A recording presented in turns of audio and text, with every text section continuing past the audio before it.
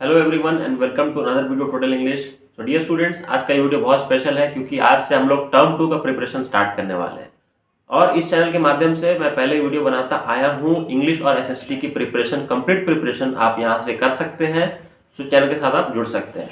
तो आज का ये वीडियो जो होगा वो हिस्ट्री से है। हिस्ट्री का जो पहला चैप्टर है नेशनलिज्म इन इंडिया, टर्म 2 का पहला चैप्टर नेशनलिज्म इन इंडिया है, वो आज हम लोग यहाँ से स्टार्ट करेंगे। तो नेशनलिज्म इन इंडिया के कॉन्सेप्ट को समझेंगे कि नेशनलिज्म बेसिकली होता क्या है, क्योंकि नेशनलिज्म के बारे में हमने हिस्ट्री के प्रीवियस चैप्टर में ही पढ़ रखा था, जो चैप्टर का नाम था नेशनलिज्म इन यूरोप। ठीक है, तो हम लोग देखेंगे कि उसमें और इसमें फर्क क्या है और सिमिलैरिटी क्या क्या चीजें हैं। और उसके बाद हम लोग देखेंगे आज का कुछ इंपॉर्टेंट चीज, जैसे कि आइडिया ऑफ सत्याग्रह, सत्याग्रह किस प्रकार आया, और 1920 के बाद से जो जो इंसिडेंट हमारे कंट्री में हुए आज़ादी की लड़ाई को लेकर, वो सब हम लोग डिस्कस करेंगे। So without any delay let's start the video. तो चलिए, नेशनलिज्म इन इंडिया टॉपिक को आज हम लोग स्टार्ट करेंगे। सबसे पहले चैप्टर स्टार्ट करने के पहले एक इम्पॉर्टेंट बात मैं आपको बता दूं कि जो नोट्स से मैं आपको यहाँ पे बनाया हुआ नोट्स है, पॉइंट वाइज है, ये पूरा का पूरा एनसीईआरटी बेस्ड नोट्स है। तो आप चाहे तो साथ में एनसीईआरटी बुक भी रख सकते हैं, या फिर वीडियो देखने के बाद जो जो टॉपिक मैं इसमें पढ़ाया हूँ वो आप एनसीईआरटी बुक से भी रीड कर सकते हैं। इससे आपका रिविज़न हो जाएगा। तो एक तरह से समझ लीजिए कि ये पूरा का पूरा बुक का मैं एक्सप्लेनेशन दे रहा हूँ। ठीक है, एक शॉर्ट समराइज वे में आपका बुक का इन्फॉर्मेशन आपको फटाफट मिलते जाएगा। ठीक है, नेशनलिज्म इन इंडिया टॉपिक पे पहले ध्यान देते हैं। तो नेशनलिज्म वर्ड थोड़ा सुना सुना आपको लग रहा होगा, पहले भी टर्म 1 में हम लोग पढ़ चुके हैं। नेशनलिज्म इन यूरोप, तो नेशनलिज्म इन यूरोप में क्या देखे थे कि यूरोप तो एक कॉन्टिनेंट है, इंडिया तो एक कंट्री है। तो एक कॉन्टिनेंट में ढेर सारे देश होते हैं। यूरोप में हमने देखा था कि जर्मनी किस प्रकार बना, इटली किस प्रकार बना, फ्रांस कैसे बना, ब्रिटेन कैसे बना, ऐसे ऐसे कई देश का एग्जाम्पल हमने देखा। तो सब जगह हमने क्या देखा कि नेशनलिज्म की भावना जग रही थी। तो नेशनलिज्म की भावना कैसे जगती है, एक देश कैसे बनता है, ये प्रोसेस को समझना जरूरी है। तो जो चीज़ हमने वहाँ यूरोप में पढ़ा था वही चीज़ इंडिया में भी हो रहा था। कैसे हो रहा था, आइए हम लोग समझते हैं पॉइंट वाइज। पहले कहा गया है how the feeling of nationalism emerge after 1920। तो बेसिकली हमें आज़ादी की पूरी लड़ाई नहीं पढ़नी है, हमें 1920 के बाद के जो इंसिडेंट है उसको पढ़ना है। ठीक है, 1920 के बाद, और 1947 में तो हम लोग आज़ाद हो गए थे, तो 20 के बाद के जो इंसिडेंट थे वो हमें देखना है इस चैप्टर में। तो कैसे नेशनलिज्म इमर्ज हुआ 1920 के बाद, तो नेशनलिज्म इमर्ज होने के लिए कलेक्टिव आइडेंटिटी का होना बहुत ज़रूरी होता है। कलेक्टिव आइडेंटिटी क्या होता है, कलेक्टिव मतलब सब कोई समूह में, एक ग्रुप में, आइडेंटिटी मतलब पहचान। आपकी पहचान आपके नाम से होती है, मेरी पहचान मेरे नाम से होगी। लेकिन अगर मैं बोलूँ कि एक देश का झंडा, मेरे देश का इंडिया का तिरंगा झंडा को मैं वहाँ पे ले आऊँ, तो कहूँगा कि मैं भी इंडियन हूँ और आप भी इंडियन है, वो झंडे से हम दोनों एक एक पहचान ले आएंगे। ये कलेक्टिव आइडेंटिटी होती है। चाहे वो कन्याकुमारी में हो, चाहे वो कश्मीर में हो, चाहे गुजरात में हो, चाहे अरुणाचल में हो, हर व्यक्ति अपने से, आपसे, एक दूसरे से जुड़ा हुआ महसूस करता है। चाहे वो हमारा देश का झंडा हो, कई सिम्बॉल्स हैं, स्लोगन्स हैं, सॉन्ग हैं, नेशनल एंथम गाते हैं, अच्छे अच्छे गीत हम लोग सुनते हैं देशभक्ति के, ये सब हमें एकजुटता में जोड़ते हैं। ये हमारे देश में ही नहीं, ये हर देश में होता है। ठीक है, तो ये भावना ज़रूरी है, तभी नेशनलिज्म होता है। ऐसा नहीं कि कोई ज़मीन का टुकड़ा को हम लोग कोई देश का नाम दे दे तो वैसे वो देश नहीं बनता है। देश बनता है वहाँ की भावनाओं से। ठीक है, तो ये पॉइंट बहुत ज़रूरी था। अगला है people began discovering their unity in the process of their struggle with colonialism.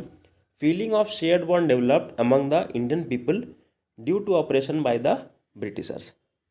Britishers के द्वारा, अंग्रेजों के द्वारा जो ऑपरेशन हो रहा था, जो हमारे हमारे बातों को, विचारों को दबाया जा रहा था, हमारे अधिकारों को छीना जा रहा था, इससे क्या हुआ, एक यूनिटी, एक शेयर्ड बॉन्ड डेवलप हो गया हमारे आसपास में। मतलब कि अगर आप कहें कि आपको भी अंग्रेजों ने परेशान किया है, मैं कहूँ मुझे भी अंग्रेजों ने परेशान किया है, आपके दोस्त को भी परेशान किया है, तो क्यों ना हम लोग सब एक साथ मिल जाए और एक आवाज़ उठाएं। ठीक है, तो इसे ही कहते हैं shared bond. But each class and group felt effects of colonialism differently. लेकिन हर जो क्लास था, क्लास का मतलब समाज में जो वर्ग होता है, ठीक है, अमीर, मिडिल क्लास, गरीब, ये होता है क्लास या ग्रुप जो है, वो अलग अलग तरह से इस कोलोनियलिज्म के चीज़ से घिरा हुआ था। मतलब समस्याएं सबकी अलग अलग थी, लेकिन समस्या का कारण एक ही था। वो कौन थे, ब्रिटिशर्स थे। ठीक है, यहाँ तक ये पॉइंट क्लियर है। अब हम लोग कुछ इम्पॉर्टेंट इंसिडेंट्स के बारे में पढ़ेंगे जो जो हमें आगे नॉन कोऑपरेशन की तरफ लेके जाएगी। नॉन कोऑपरेशन यहाँ का मेन पॉइंट है, लेकिन नॉन कोऑपरेशन जाने के पहले वो कौन कौन सी चीज़ें थी, वो कौन कौन से फैक्टर्स थे जो नॉन कोऑपरेशन मूवमेंट, ये मूवमेंट था एक, मतलब आंदोलन हुआ था, भारतीयों ने किया था। तो ये आंदोलन होने के पहले वो कौन कौन से पॉइंट्स थे जिस पर बात की गई, उसमें हम लोग कुछ पॉइंट को आज देखेंगे। ठीक है, वीडियो ज़्यादा लेंदी मैं नहीं करूँगा, क्योंकि शॉर्ट करके सारे वीडियो को बनाऊँगा, 5 से 7 मिनट 10 मिनट मैक्सिमम जाएगा, ताकि नेक्स्ट वीडियो नेक्स्ट पार्ट में आप देखते जाएं। ठीक है, सबसे पहले first world war. First world war 1914 से 1918 तक हुआ था, 4 साल तक चला था प्रथम विश्व युद्ध। ठीक है, तो अब बोलिए कि सर आपने तो कहा कि 1920 के बाद से हमें पढ़ना है, 1914 से 18 का क्या करेंगे हम लोग जान के, लेकिन 1920 में क्या घट रहा था ये तो उसके पहले के बारे में समझेंगे तब ना समझेंगे 1920 में क्या घट रहा था। इसलिए थोड़ा सा फ्लैशबैक में जाके हम लोग काम करेंगे। ये टॉपिक आपका एनसीईआरटी में भी दिया हुआ है, फर्स्ट वर्ल्ड वॉर के बारे में जानना जरूरी है। तो फर्स्ट वर्ल्ड वॉर में बेसिकली हमें पूरा नहीं जानना है, सिर्फ ये देखना है कि उसमें जो 2 पावर थी, जो ग्रुप ऑफ कंट्री लड़ रहे थे, तो उसमें ब्रिटेन भी पार्टिसिपेट कर रहा था। ठीक है, और उसमें बाकी कंट्री भी थे। तो ब्रिटेन जो पार्टिसिपेट कर रहा था उसके चलते उसका प्रभाव इंडिया पर पड़ने लगा। कैसे पड़ा देखा जाए जरा। Role of the first world war in bringing the feeling of nationalism. Nationalism की भावना को जगाने में प्रथम विश्व युद्ध का, फर्स्ट वर्ल्ड वॉर का क्या योगदान था। ठीक है, पहला पॉइंट है, a new economic and political situation was created. एक नया समाज, एक जो सीन था, नया सिचुएशन था समाज में, वो बन रहा था। ठीक है, इकोनॉमिक और आर्थिक तौर पे भी बदलाव हो रहा था। आर्थिक तौर पे कैसे बदलाव हो रहा था, अब देखिए कोई भी देश जब लड़ाई लड़ता है, यहाँ तो वर्ल्ड वॉर हो रहा है, ब्रिटेन उसमें सम्मिलित है, अंग्रेज लड़ाई लड़ रहे हैं। कोई भी देश लड़ाई लड़ता है, चाहे वो जीते चाहे हारे, नुकसान दोनों तरफ का होता है। ठीक है, तो पैसे बहुत खर्च होते हैं। तो अब क्या उनका एक्सपेंडिचर जो था, खर्च था डिफेंस में, लड़ाई में, वो बहुत ज़्यादा हो गया था, इंक्रीज हो गया था। तो वो लोगों को तो पैसा चाहिए था, तो उन्होंने हम भारतीयों से जो टैक्स लेते थे उसको टैक्स को बढ़ा दिया। ठीक है, जो चीज़ कल रोटी, जो अनाज है, मान लीजिए 10 रुपये में मिल रही थी, अब उसकी कीमत बढ़ा के 20 हो गई, तो आपको ज़्यादा टैक्स देना पड़ रहा है। इससे क्या होंगे, लोग क्रोधित होंगे। तो इस तरह से और भी कई पॉइंट हमें देखने को मिलेगा। एक ये पॉइंट हो गया कि टैक्स बढ़ा दिया गया क्योंकि उन्हें युद्ध लड़ने में खर्च बढ़ रहा था।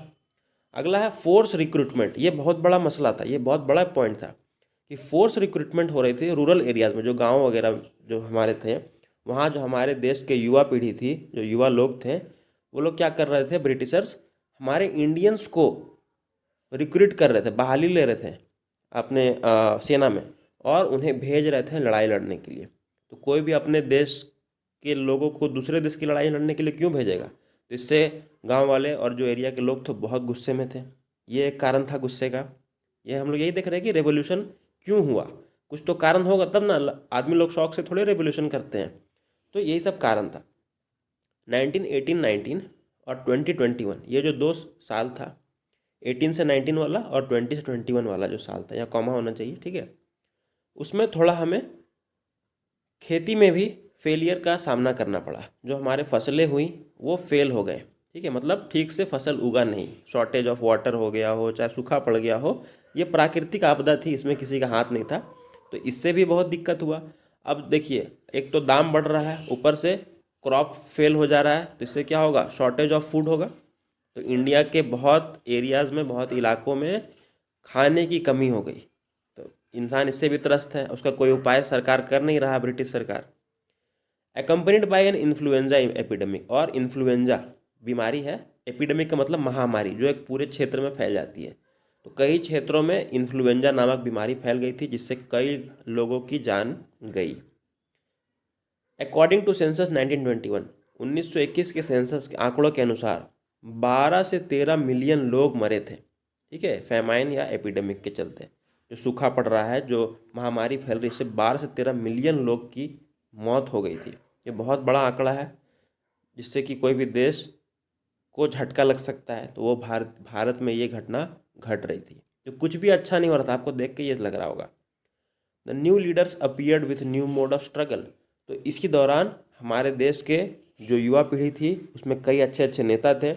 वो struggle new mode of struggle करने का एक नया तरीका लेकर हमारे सामने उपस्थित हुए थे कि अब कैसे हम लोग इसका सामना करें, इसको स्ट्रगल करते हुए आगे बढ़ना है।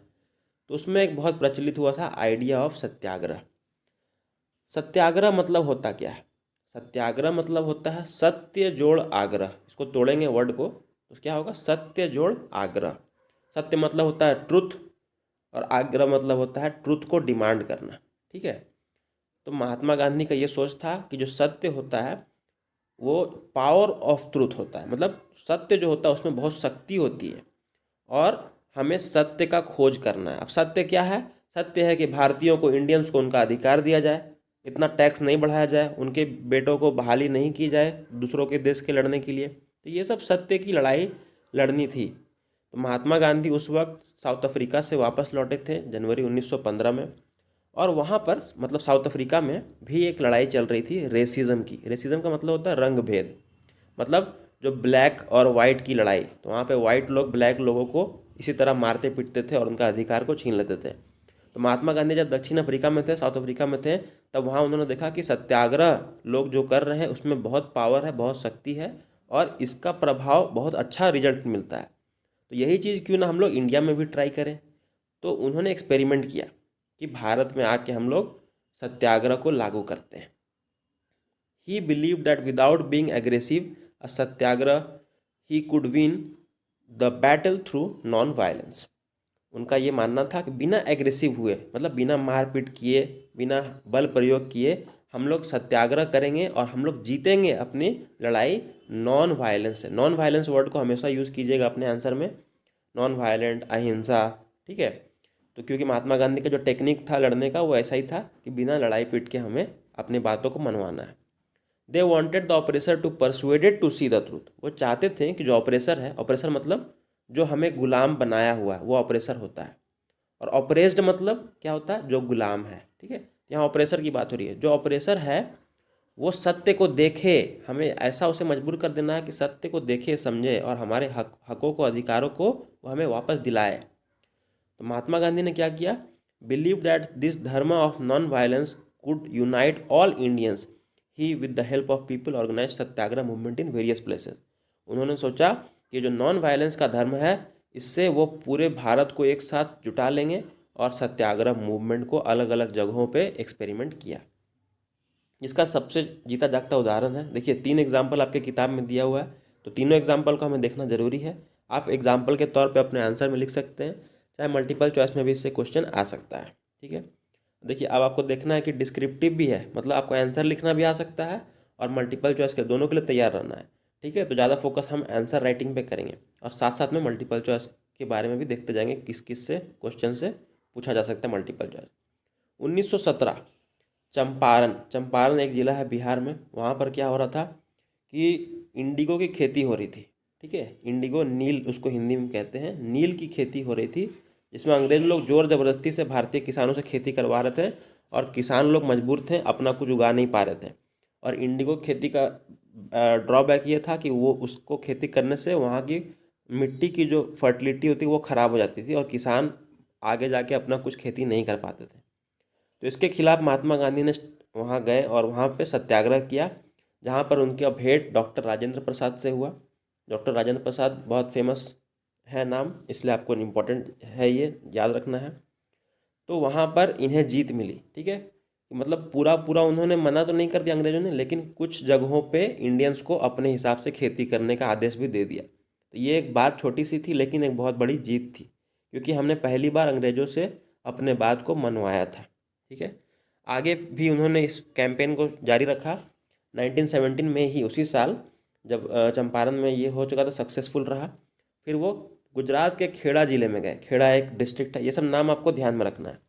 वहाँ पे क्रॉप फेलियर हो गया था, प्लेग हो गया था। प्लेग एक महामारी, बीमारी फैल गई थी और किसानों का क्रॉप भी सक्सेसफुल नहीं रहा था। दो तरफा मार झेल रहे थे वहाँ के लोग, तो वो लोग वहाँ का टैक्स नहीं दे पा रहे थे। तो इसके लिए भी उन्होंने बात मनवाने के लिए सत्याग्रह को किया था। और यहाँ पर उनका भेंट एक और इम्पॉर्टेंट आदमी से हुआ था जिनका नाम है सरदार वल्लभ भाई पटेल, इन्हें हम आयरन मैन ऑफ इंडिया के नाम से भी जानते हैं। तो ये नाम डॉक्टर राजेंद्र प्रसाद, सरदार वल्लभ भाई पटेल, ये सब आगे जाके देश के बहुत बड़े लीडर्स बन जाते हैं, इसलिए इनका जिक्र करना काफ़ी महत्वपूर्ण है। 1918 में अहमदाबाद में भी वहाँ पे उन्होंने सत्याग्रह किया। किसके खिलाफ? तो कॉटन मिल के जो वर्कर्स थे उनका शोषण हो रहा था, अंग्रेज लोग उनके साथ अत्याचार कर रहे थे, उनके खिलाफ भी उन्होंने लड़ाई लड़ी। ये 3 एग्जाम्पल सत्याग्रह में आपको देना है। सत्याग्रह का मीनिंग को बताना है, होता क्या है, और सत्याग्रह कहाँ कहाँ पे इन्होंने प्रयोग किया और किन किन लोगों से मिले। जगह का नाम और डेट इम्पॉर्टेंट है, ठीक है।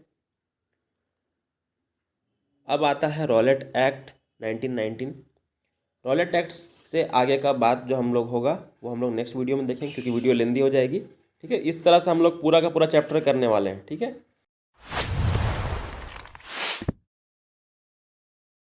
तो आज हम लोग सेकंड वीडियो में क्या देखने वाले हैं, हम लोग देखेंगे कि उसके बाद कौन कौन सी घटनाएं घटी, जैसे कि रॉलेट एक्ट, खिलाफत मूवमेंट, ये सब कुछ टॉपिक्स आज हम लोग देखेंगे। So without any delay let's start the video. तो स्टूडेंट्स, आज के इस वीडियो में हम लोग पढ़ने वाले हैं रॉलेट एक्ट, खिलाफत मूवमेंट, और ये सब हम लोग देखेंगे, जालियांवाला बाग इंसिडेंट देखेंगे, और हम लोग ये जानेंगे कि जो नॉन कॉपरेशन मूवमेंट स्टार्ट हुआ था उसके लिए ये सब कैसे फैक्टर्स थे, ये सब कारण थे, और इन्हीं के चलते नॉन कॉपरेशन मूवमेंट की नींव रखी गई थी, ठीक है। और वीडियो के एंड में मैं आपको एक सरप्राइज़ देने वाला हूँ, सो वीडियो को एंड तक देखिएगा। वीडियो काफ़ी इंटरेस्टिंग है, आपको अच्छे से समझ में भी आएगा। सरप्राइज़ क्या है वो वीडियो के एंड में आपको पता चलेगा। So let's start the video. चलिए आज का पहला टॉपिक स्टार्ट करते हैं, जो कि है रॉलेट एक्ट। रॉलेट एक्ट जो कि 1919 में आया था। देखिए, कोई भी नाम के बाद एक्ट लग जाने का मतलब क्या होता है कि वो एक कानून है, वो एक लॉ है, ठीक है। तो वो एक कानून था जो कि ब्रिटिश सरकार के द्वारा इंडियंस पर लागू किया गया था। तो इसको समझते हैं हम लोग आसान भाषा में। तो देखिए, कोई भी व्यक्ति, कोई भी जब गुनहगार को पकड़ा जाता है, पुलिस उसे पकड़ती है, तो उसे हमेशा एक चांस दिया जाता है, एक मौका दिया जाता है। किस चीज़ के लिए? कि वो अपने बेगुनाही को साबित कर सके, ठीक है, खुद को जस्टिफाई कर सके। ये हर व्यक्ति का अधिकार है, क्योंकि जब तक गुनाह साबित नहीं हो जाता है तब तक वो बेगुनाह रहता है। कैसे हम कह सकते हैं? हम तो उसे सिर्फ शक के आधार पर उठा के लाए हैं। तो ये हर व्यक्ति का अधिकार है। इस आधार को अंग्रेज़ों ने छीन लिया था हमसे, ठीक है। इस आधार को क्यों छीन लिया था, इसका रीज़न मैं अभी बताता हूँ। पहले रॉलेट एक्ट को अच्छे से समझ लेते हैं। देखिए क्या बोला जा रहा है कि ब्रिटिश सरकार के पास इनॉर्मस पावर आ गया था इस एक्ट के तहत, इस कानून के तहत, to repress political activities and allowed detention of political prisoners without trial for 2 years। Trial मतलब क्या होता है कि वही जब हम लोग जो कैदी होता है वो जज के सामने जाके खुद को बेगुनाह साबित करता है, वो जो पूरा प्रोसेस होता है उसे ट्रायल कहते हैं। कि मतलब कोई भी पॉलिटिकल प्रिजनर को अगर शक के आधार पर लोग पकड़ लेंगे तो उसे 2 साल तक ट्रायल करने का ही मौका नहीं मिलेगा, और वो बिना किसी मतलब का भी उसे जेल में डाल सकते हैं, ठीक है। तो ये तो बिल्कुल अजीबोगरीब कानून था। इससे वो लोग क्या करते कि जितने भी लीडर्स थे, जो कि एक्टिविस्ट थे, उन लोगों को वो लोग पकड़ पकड़ के जेल में डाल देते। तो इससे क्या होता, जो मूवमेंट चल रहा था, रेवोल्यूशन चल रहा था, वो कमज़ोर पड़ जाता। यही उनका सोच था, ठीक है। ये था रॉलेट एक्ट। रॉलेट एक्ट का मतलब समझ में आ गया। अब रॉलेट एक्ट आया तो इसका क्या असर पड़ा ये समझते हैं। तो भारतीय लोग समझ गए कि ये तो बिल्कुल काला कानून है और इसके खिलाफ हमें आवाज़ उठानी चाहिए। तो 1919 में ही महात्मा गांधी ने सत्याग्रह लॉन्च कर दिया। किसके खिलाफ? Against the Rowlatt act. Rowlatt act के खिलाफ सत्याग्रह लॉन्च कर दिया, जिसका नाम रखा गया था कि रॉलेट सत्याग्रह, ठीक है। तो रॉलेट सत्याग्रह पूरे देश भर में लॉन्च कर दिया गया। आगे फिर क्या हुआ? British government decided to clamp down on nationalist by witnessing the outrage of people. British सरकार ने सोचा, देखिए महात्मा गांधी का कोई भी रेवोल्यूशन क्या होता है, वो नॉन वायलेंट होता है, मतलब वो अहिंसावादी थे। वो कोई भी रास्ता अपनाते हैं, सत्याग्रह जो करते थे उसमें कोई भी लाठी डंडा बिना उठाए, बिना लड़ाई किए, शांति प्रिय ढंग से वो लोग करते थे। तो अंग्रेज लोग ने क्या क्या सोचा कि लोगों में गुस्सा भड़का दिया जाए, जिससे वो लोग भड़क जाए और कुछ दंगा फसाद हो जाए, और जिससे इस मैटर को डाइवर्ट कर दिया जाए। तो उनका मकसद यही था। तो क्या किया उन्होंने कि 10 अप्रैल के दिन जब लोग पीसफुली अपना प्रोसेसन लेकर जा रहे थे, मतलब अपनी ग्रुप बना के, झुंड बना के, प्रोसेसन मतलब क्या होता है, जुलूस लेकर जा रहे थे, तब उस दिन अमृतसर में उन पर फायर कर दिया गया। अब जो ग्रुप में लोग जा रहे हैं उसमें किसी पर पथराव कर दे, चाहे फायरिंग कर दे, तो क्या होगा, लोग भड़क ही जाएंगे। और वो भड़क गए, प्रोवोक हो गए, गुस्से में आ गए, एंड वहाँ के जो आसपास के बैंक थे, पोस्ट ऑफिस थे, रेलवे स्टेशन थे, वहाँ पर लोगों ने अटैक कर दिया। और ये एक दंगा फसाद जैसा माहौल बन गया। तो जो ब्रिटिश सरकार चाहती थी उस पर वो लोग कामयाब हो गई। अब इसको रोकने के लिए उन्होंने क्या किया, मार्शल लॉ को लगा दिया। मार्शल लॉ क्या होता है समझ जाते हैं हम लोग। देखिए अभी के टाइम में जैसे कर्फ्यू होता है ना, जब कहीं भी दंगा फसाद होता है तो कर्फ्यू लगा दिया जाता है ना, बोलते हैं ना धारा 144 लग गया, कर्फ्यू लग गया। तो कर्फ्यू में क्या होता है कि कोई भी लोगों को बाहर आने जाने पे मनाही हो जाती है, और कोई ग्रुपिंग्स में नहीं रह सकते हैं, एक जगह ग्रुपिंग नहीं कर सकते हैं, ये सब चीज़ पे रोक टोक लगा दिया जाता है। तो बिल्कुल वैसा ही सिस्टम था मार्शल लॉ। मार्शल लॉ में क्या था कि लोगों को पब्लिक गैदरिंग की मनाही थी, और जिसका अध्यक्ष नियुक्त कर दिया गया जनरल डायर को। जनरल डायर के कमांड में, डायर था जो जनरल का पोस्ट में था, उसको कमांड दे दिया गया। तो जनरल डायर बहुत गलत व्यक्ति था। इसने क्या किया, अपने पोस्ट का दुरुपयोग किया, ठीक है। और अमृतसर में एक प्लेस है, अब हम लोग जालियांवाला बाग में इंसिडेंट में आ चुके हैं, उसी के बाद अमृतसर में एक प्लेस है जिसका नाम है जालियांवाला बाग।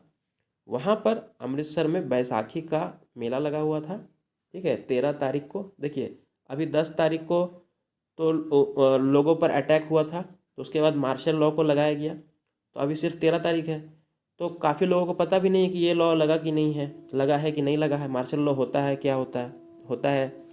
तो उस टाइम तो इंटरनेट वगैरह का उतना ज़माना था नहीं, इतने जल्दी न्यूज़ फैलती नहीं थी, कई लोगों को इतना जानकारी भी नहीं थी। तो वो लोग सिंपली अपने बैसाखी के मेले में जालियांवाला बाग में जुटे हुए थे और सेलिब्रेट कर रहे थे। तो इसी में जनरल डायर उसका दुरुपयोग करता है। क्या होता है, being from outside the city many were not aware of the martial law. Martial law का स्पेलिंग यहाँ पे SH होगा, ठीक है, जैसे ऊपर में मैंने लिखा था वही वाला सही है। That had been impose as a repressive measure. Martial law का गलत प्रयोग उसने किया। General Dyer with his British troops entered the park and close the only exit point without giving. एक ही एग्जिट पॉइंट था पूरा, मान लीजिए ये गोल पार्क है तो एक ही दरवाज़ा था, और बीच में एक वेल था, एक कुआं था, ठीक है। तो अगर कोई यहाँ से आके घेर लेगा चारों तरफ से, अपने फौजियों को, अपने सिपाहियों को उसने बुला के घेर लिया, और जो बीच में जितने भी लोग थे सब पे फायरिंग करवा दिया, सब पे फायरिंग करवा दिया। एकदम इनह्यूमन एक्ट था। जनरल डायर ने बहुत गलत काम किया। अब क्या हुआ कि बिना किसी वार्निंग दिए उसने लोगों पे ऑर्डर कर दिया, अपने ट्रूप्स को, अपने सिपाहियों को ऑर्डर कर दिया फायर करने का, और हज़ारों लोगों की जानें गई, कई लोग मर गए। इसे मैसेकर भी कहते हैं, ठीक है, जालियांवाला बाग मैसेकर। मैसेकर मतलब जब मास किलिंग होता है, बहुत जब बड़े पैमाने पे लोग मर जाते हैं, उसे मैसेकर कहते हैं, ठीक है। This brutal act of general Dyer provoked unparalleled indignation. There were hartals, clashes, attacks on government buildings. अब लोग पूरा भड़क गए। महात्मा गांधी का नॉन वायलेंट वगैरह सब साइड में कर दिया, बोला कि अब हम लोग कुछ नॉन वायलेंट वगैरह कुछ नहीं सुनने वाले हैं। अब सीधे गुस्साए हुए लोग अटैक कर दिए, जहाँ जहाँ कुछ जो नज़र आया, हड़ताल कर दिए, बंदी हो गई, मतलब बिल्कुल उथल पुथल, एकदम इंस्टेबिलिटी था कंट्री में। आप लोग ऐसे वर्ड यूज़ कर सकते हैं अपने आंसर में, इंस्टेबिलिटी था, there was turmoil all over the country, ठीक है, ये सब हो रहा था। Mahatma Gandhi had to call off the movement as it was turning into a violent war. Mahatma Gandhi ने देखा कि अब ये बहुत ही वायलेंट रूप अपना रहा है, तो इस अपने मूवमेंट को, जो रॉलेट सत्याग्रह था, उसे वापस ले लिया, ठीक है, यही कारण था इसका। तो ये हो गया रॉलेट एक्ट। रॉलेट एक्ट आपको समझ में आ गया, रॉलेट एक्ट था क्या, रॉलेट एक्ट का क्या असर पड़ा हम पर, और मार्शल लॉ लगा, फिर उसके बाद जालियांवाला बाग इंसिडेंट को हमने देख लिया। अब खिलाफत मूवमेंट। खिलाफत मूवमेंट क्या था, इसको हम लोग समझते हैं, बहुत सिंपल है। देखिए अभी हम लोग 1919 में हैं, क्योंकि जालियांवाला बाग इंसिडेंट 1919 में हुआ था। थोड़ा सा फ्लैशबैक जाते हैं, पीछे जाते हैं, तो हम लोग को ये दिखेगा कि फर्स्ट वर्ल्ड वॉर हुआ था 1914 से 18 तक, 4 साल चला था, मतलब 18 तक ये लड़ाई ख़त्म हो चुकी थी। और इसमें टर्की के ऑटोमन एम्पायर की हार हुई थी, ठीक है। टर्की के जो रिलीजियस पीपल थे, ऑटोमन एम्पायर जो था वो मुस्लिम लीडर्स का था, ठीक है, मुस्लिम लीडर्स का था, और जिसे ऑल ओवर द वर्ल्ड में जितने मुस्लिम्स थे उसको रिस्पेक्ट की नज़र से देखते थे, ठीक है। जो उनका हेड होता था खलीफा, उन्हें वो लोग सब मानते थे। तो अब वहाँ क्या हुआ, ऑटोमन एम्पायर को हरा दिया गया। तो हराने वाले ग्रुप में, देखिए वर्ल्ड वॉर में तो एक देश दो देश लड़ता नहीं है, बहुत सारे कंट्री लड़ते हैं। तो जो विनिंग ग्रुप था उसमें ब्रिटेन भी एक हिस्सा था। तो इनको ये लगा कि ब्रिटेन भी है इन्हें हराने में, और इनके सारी ताकतों को अब सीज कर दिया गया और इन्हें कमज़ोर कर दिया गया, डिसरेस्पेक्ट किया गया। इससे इंडिया में रहने वाले जो मुस्लिम्स थे उन्होंने क्या किया, वो भी एगिटेट हो गए, गुस्से में आ गए, और उन्हें लगा कि ये वही ब्रिटिशर्स हैं जो आज हमारे देश में आकर हमें भी गुलाम बनाए हुए हैं, और तो और जो हमारे रिलीजियस लीडर्स हैं, जो खलीफा हैं, जिन्हें हम लोग श्रद्धा से मानते हैं, उन पर भी अत्याचार कर रहे हैं। तो उन्होंने भी सोचा कि एक हम लोग भी एक अपना मूवमेंट चलाएं। एक कमेटी का निर्माण किया उन्होंने मार्च 1919 में। ठीक है, ये समझ में आ गया क्या रीज़न था खिलाफत मूवमेंट को शुरू करने का। खिलाफत मतलब खिलाफ, मतलब अगेंस्ट जाना। खिलाफ थे वो लोग किसके? ब्रिटिश सरकार के खिलाफ थे, इसलिए इसका नाम था खिलाफत मूवमेंट।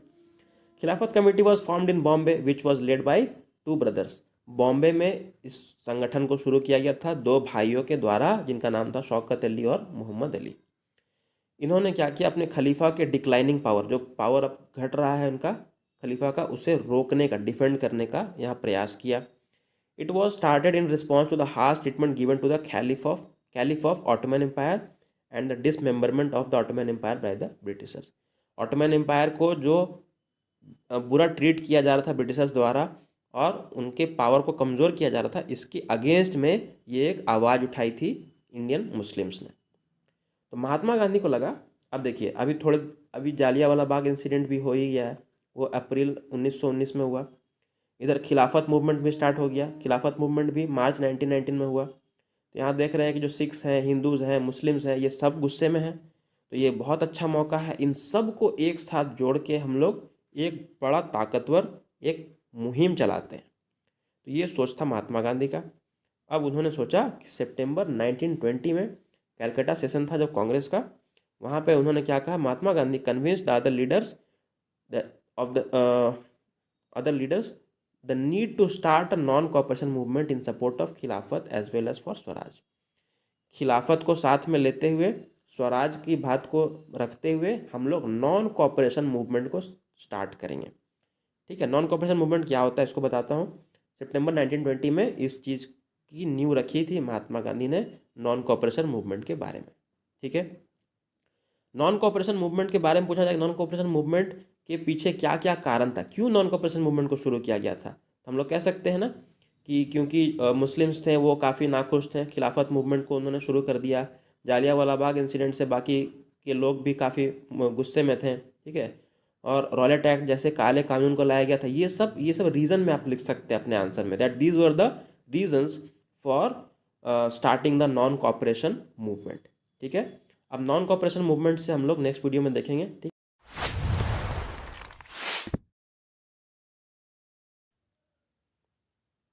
कॉपरेशन मूवमेंट यानी कि असहयोग आंदोलन। तो नॉन कॉपरेशन मूवमेंट शुरू होने के क्या क्या रीजंस थे, ये मैंने सेकंड वीडियो में बिल्कुल क्लियरली बता रखा है। तो उसको पढ़कर आप इसे अगर देखिएगा तो आपके लिए बेहतर होगा। तो चलिए नॉन नॉन कॉपरेशन मूवमेंट को हम लोग स्टार्ट करते हैं। असहयोग आंदोलन यानी कि नॉन कॉपरेशन मूवमेंट स्टार्ट हुआ था भारत में जब विभिन्न फैक्टर्स काम कर रहे थे, जैसे कि खिलाफत मूवमेंट एक्टिव था, जालियांवाला बाग मूवमेंट इंसिडेंट अभी अभी ख़त्म हुआ था, और स्वराज का एक्सपेरिमेंट महात्मा गांधी ने कर लिया था। इन सब के बाद अब लगा कि एक मास मूवमेंट किया जाए। मास मूवमेंट मतलब जहाँ पर ज़्यादा से ज़्यादा लोगों को हम गैदर कर सकते हैं। इससे क्या होगा कि जो हमारा रेवोल्यूशन है, जो हमारा आंदोलन है, वो एक लार्ज स्केल पर होगा, मतलब ज़्यादा से ज़्यादा लोग उसमें जुड़ सकेंगे। तो देखते हैं क्या क्या पॉइंट्स हैं इसमें। According to Mahatma Gandhi, British rule was establish in India with the cooperation of Indians. By not cooperating Indians could make them weaker. Mahatma Gandhi की ये सोच थी कि जो ब्रिटिश रूल है, जो ब्रिटिश शासन चल रहा है भारत में, वहाँ पर उसका चलने का या सक्सेसफुली रन करने का एक मेन कारण क्या है कि हम लोग उसे कोऑपरेट कर रहे हैं। हम भारतीय, we the people of India were cooperating the British rule. किस प्रकार कोऑपरेट कर रहे हैं? कोऑपरेट करने का मतलब हम लोग उनका सहयोग कर रहे हैं सरकार चलाने में। जैसे कि कोई भी छोटा से लेके बड़े पोस्ट तक इंडियंस ही वहाँ पर थे। अब जैसे कोई ब्रिटिशर है, उसका कोई कपड़े धोने के लिए वॉशरमैन, वो इंडियन। उसके ध्यान रखने के लिए घर का गेट कीपर, वो इंडियन। पुलिस में जो पुलिसमैन है वो भी इंडियंस हैं। तो इस तरह से हम लोग देख रहे हैं कि अलग अलग रूप में इंडियंस का रोल वहाँ पर बहुत बड़ा है। ठीक है, इंडियंस का रोल वहाँ पर बहुत बड़ा है। तो अब हमें ये देखना है कि महात्मा गांधी का सोच क्या था। महात्मा गांधी ने ये सोचा था, by not cooperating Indians could make them weaker. अगर हम लोग कोऑपरेट नहीं करेंगे तो हम उन्हें कमज़ोर कर देंगे। अब इन्हें ये सब सारा काम वो खुद कैसे कर पाएंगे जब तक इंडियंस का कोऑपरेशन नहीं हो पाएगा। इसलिए यहाँ पर ये बात कही गई थी। तो ये सोच था नॉन कोऑपरेशन मूवमेंट के पीछे कि सभी भारतीय पीछे हट जाएंगे तो ब्रिटिशर्स को भारत में शासन करने में बहुत कठिनाई होगी। तो इसको किस प्रकार किया जाए। The plan was to surrender the titles that the government awarded and boycott the civil services, army, police, courts, legislative councils, schools and foreign goods. देखिए इन सब पॉइंट्स को आप अपने आंसर में पॉइंट वाइज लिखने के लिए भी यूज़ कर सकते हैं और अंडरस्टैंडिंग के लिए भी इस टाइप का शॉर्ट पॉइंट रहता है तो समझ में आसानी से आता है। तो बुक पढ़ने से बेटर है आप इन सब पॉइंट्स को देख लीजिए। ये बिल्कुल एनसीईआरटी के ही सारे पॉइंट्स हैं, ठीक है। तो बिल्कुल भी सोचने की बात नहीं, अगर आपने ये पढ़ लिया समझ लो आपने बुक पढ़ लिया। तो प्लान क्या था कि जितने भी टाइटल्स दिए गए थे, मतलब जो भी पद दिए गए थे उनके द्वारा, ब्रिटिशर्स के द्वारा हमें उनका हमें बॉयकॉट करना था, उन्हें हमें त्याग देना था। जो भी है आर्मी, पुलिस, कोर्ट, जितने भी स्कूल, फॉरेन गुड्स, ये सब उनके द्वारा बनाए गए सामान वगैरह जो भी फॉरेन गुड्स थे ये सब को त्यागना था। तो ये सब इससे क्या होगा कि उन्हें लगेगा कि ये एक अलग ही स्ट्रैटेजी से इंडियंस इस बार काम कर रहे हैं।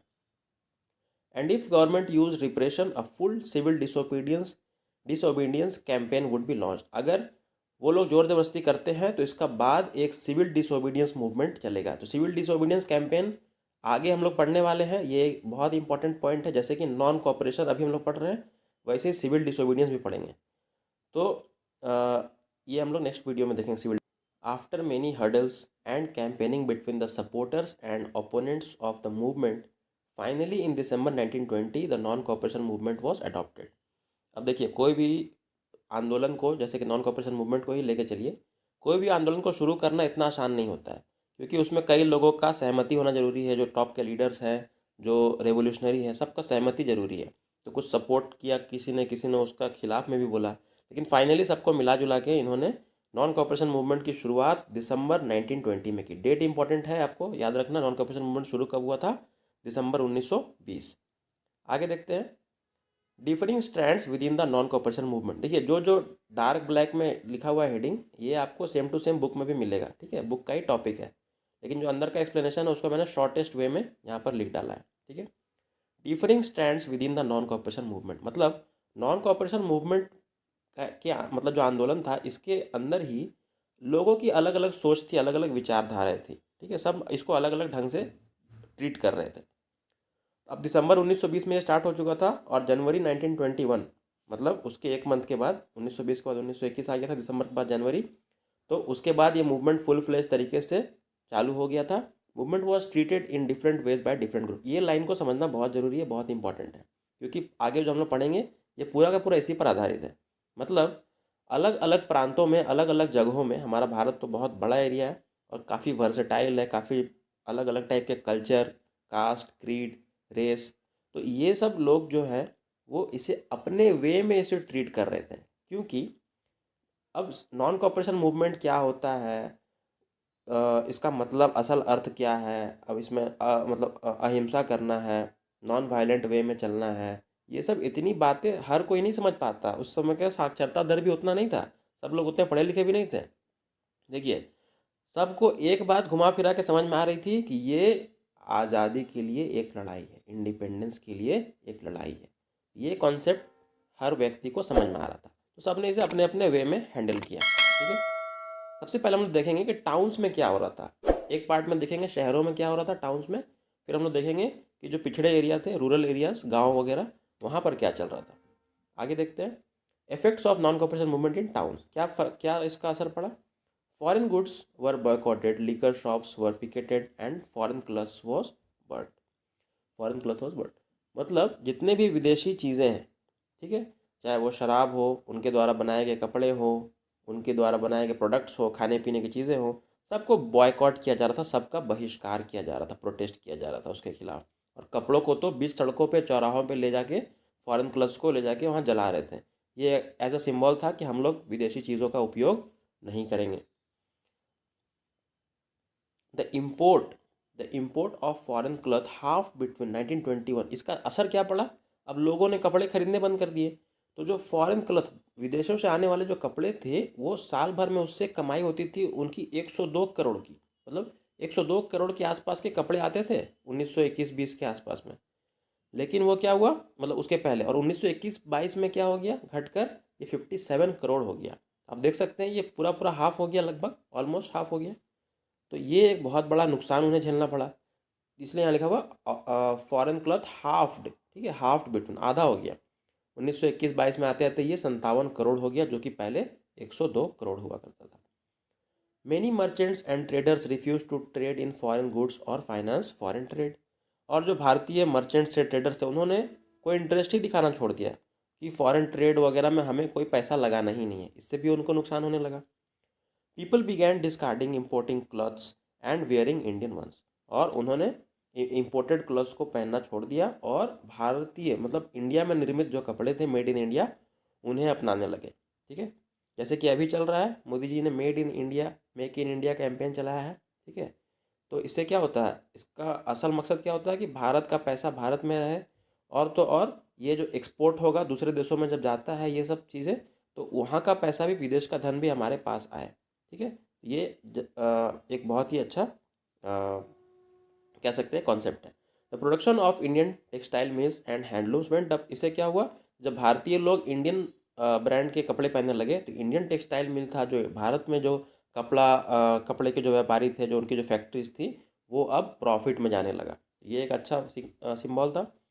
Use of khadi was popularise. और खादी खादी का कपड़ा होता है वो उस समय काफ़ी फेमस हो गया था। महात्मा गांधी खुद इसको प्रमोट करते थे और ये फेमस हो चुका था, लोग इसे यूज़ कर रहे थे। अब हम लोग देखेंगे कि नॉन कॉपरेशन मूवमेंट जो था वो कंट्री साइड, मतलब विलेज एरिया में कैसा चल रहा था। यूपी मतलब उत्तर प्रदेश का एक जगह है अवध। अवध में क्या चल रहा था, in Awadh the peasants movement led by Baba Ramchandra.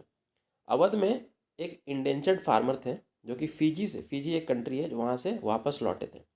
Indentured labour होता क्या है, इंडेंचर्ड मतलब वैसे लेबर, वैसे फार्मर, वैसे लोग जिन्हें ब्रिटिशर्स इंडिया से बाहर भेजते थे काम करवाने के लिए। इंडियन जो लेबर्स होते थे ना, वो काफ़ी मेहनती होते थे। तो ब्रिटिशर देखते थे, देखो ब्रिटिशर्स जो थे, ब्रिटिश की जो एम्पायर था वो इंडिया के अलावा बाकी देशों में भी, कई देशों में था, अफ्रीकन एशियन कंट्रीज़ में फैला हुआ था। तो वो लोग इंडिया से अपने बाकी गुलाम देशों में भेजते थे लोगों को काम करने के लिए। उनमें से एक थे बाबा रामचंद्र। तो ऐसे लोगों को क्या कहते हैं, इंडेंचर्ड लेबर, जिन्हें बाहर भेजा जाता है। वो जब वापस आते हैं तो उन्होंने अवध में किसानों का एक आंदोलन कर डाला। वॉज अगेंस्ट तालुकदार्स लैंडलॉर्ड्स को demanded extremely high rents and a variety of other cesses from the peasants. किसानों से जो अलग अलग टाइप के टैक्सेस मांगते थे, बहुत ज़्यादा हाई रेंट हुआ करता था उनका। ठीक है, कई काफ़ी ज़्यादा पैसे डिमांड करते थे।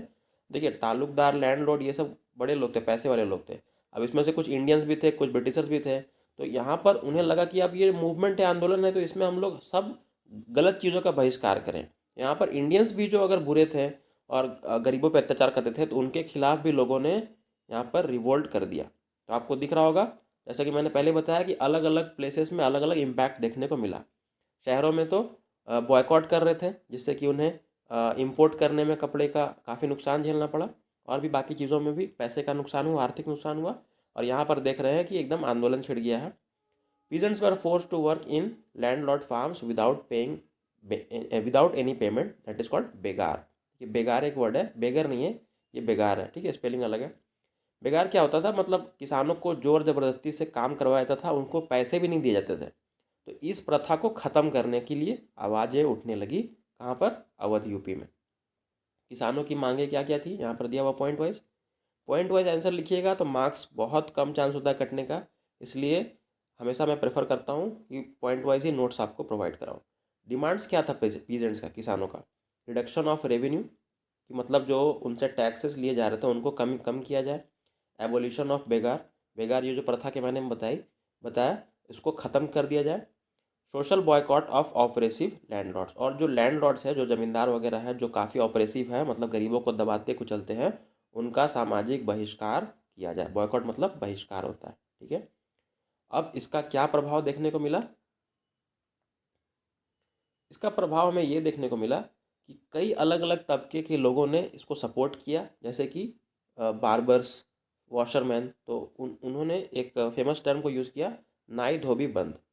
नाई धोबी बंद का मतलब क्या है कि जो जितने भी बार्बर्स थे और वॉशरमैन थे जो कपड़े धोते थे, बाल काटते थे, उन लोगों ने क्या क्या कहा कि हम लोग कोई भी लैंडलॉर्ड को अब सर्विस नहीं प्रोवाइड करेंगे।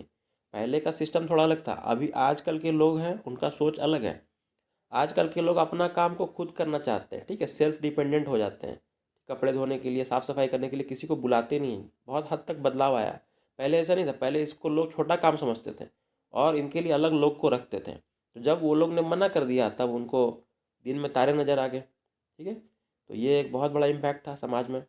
एक अवध किसान सभा की स्थापना की गई, ठीक है। अवध किसान सभा, अवध किसान सभा, यहाँ पे स्पेलिंग अलग है, OUDH है, ठीक है। तो इसे थोड़ा आप लोग ध्यान रखिएगा क्योंकि डिस्क्रिप्टिव आएगा तो उसमें आपको लिखना पड़ सकता है। और इसके लीडर कौन थे? जवाहरलाल नेहरू और अभी अभी मैंने जिसके बारे में बताया बाबा रामचंद्र। यहाँ पे AND एंड होगा, ठीक है, ये प्रिंटिंग मिस्टेक है। तो जवाहरलाल नेहरू एंड बाबा रामचंद्र, इन दोनों ने मिलकर अवध किसान सभा की स्थापना की, जहाँ पर किसानों की बातों को, मांगों को रखा जाता था। Peasants later adopted violent ways attack merchants talukdar which made Congressman unhappy. हालांकि बाद में किसानों ने मतलब वायलेंट वे, मतलब लड़ाई पीट के रास्ते को अपना लिया और तालुकदार वगैरह, मर्चेंट वगैरह जो थे उन पर हमला कर दिया, जिससे कांग्रेसमैन जो थे, कांग्रेस पार्टी के लोग थे, वो लोग नाखुश हो गए। क्यों नाखुश हो गए? क्योंकि वो लोग महात्मा गांधी के विचारों के विपरीत जा रहे थे। महात्मा गांधी का विचार था नॉन वायलेंट, अहिंसा का, और ये लोग हिंसा करने लगे, वायलेंट होने लगे। इसलिए थोड़ा कह सकते हैं कि ये लोग खुश नहीं थे, ठीक है। ये हमने देख लिया अवध यूपी का। इसके पहले हमने शहरों में क्या हो रहा था देखा। हमें आगे हम लोग देखेंगे कि आंध्र प्रदेश में क्या चल रहा था, फिर उसके बाद कैसे ये नॉन कॉपरेशन मूवमेंट ख़त्म हो गया, ये हम लोग देखेंगे, ठीक है।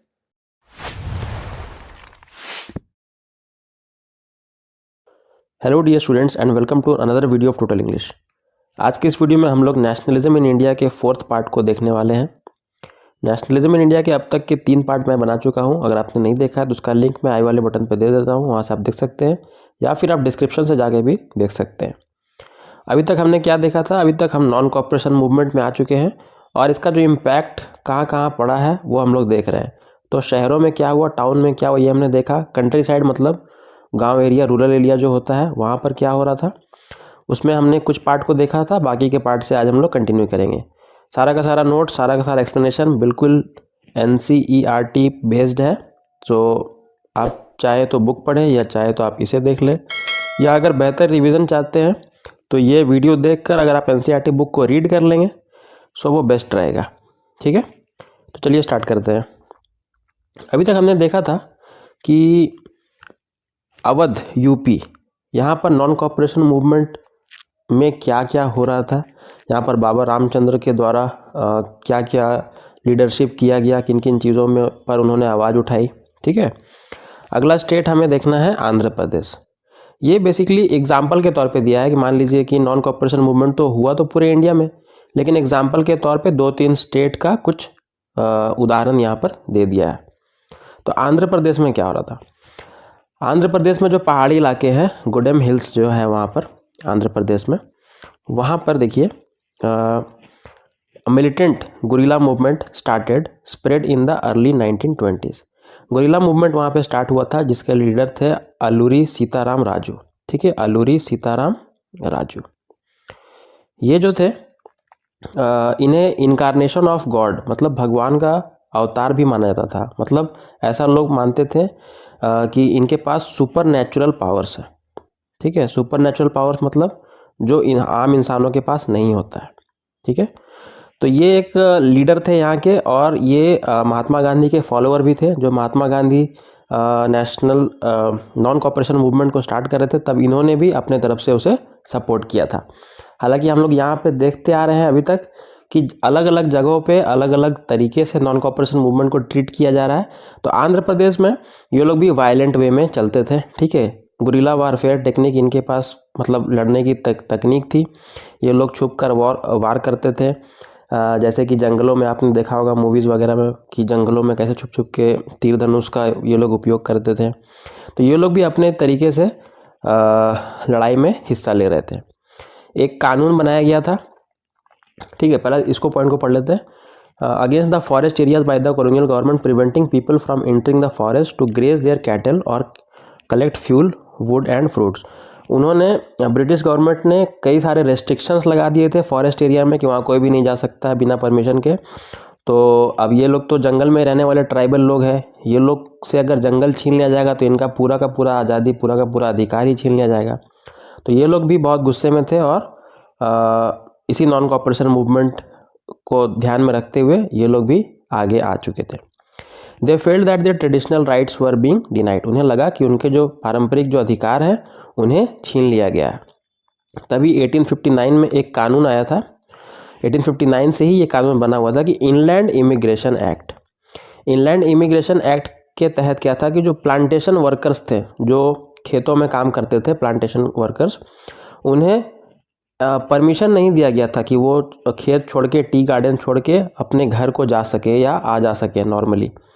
तो एक तरह का उन पर प्रेशर था, एक तरह कह सकते हैं वो लोग गुलामी में थे।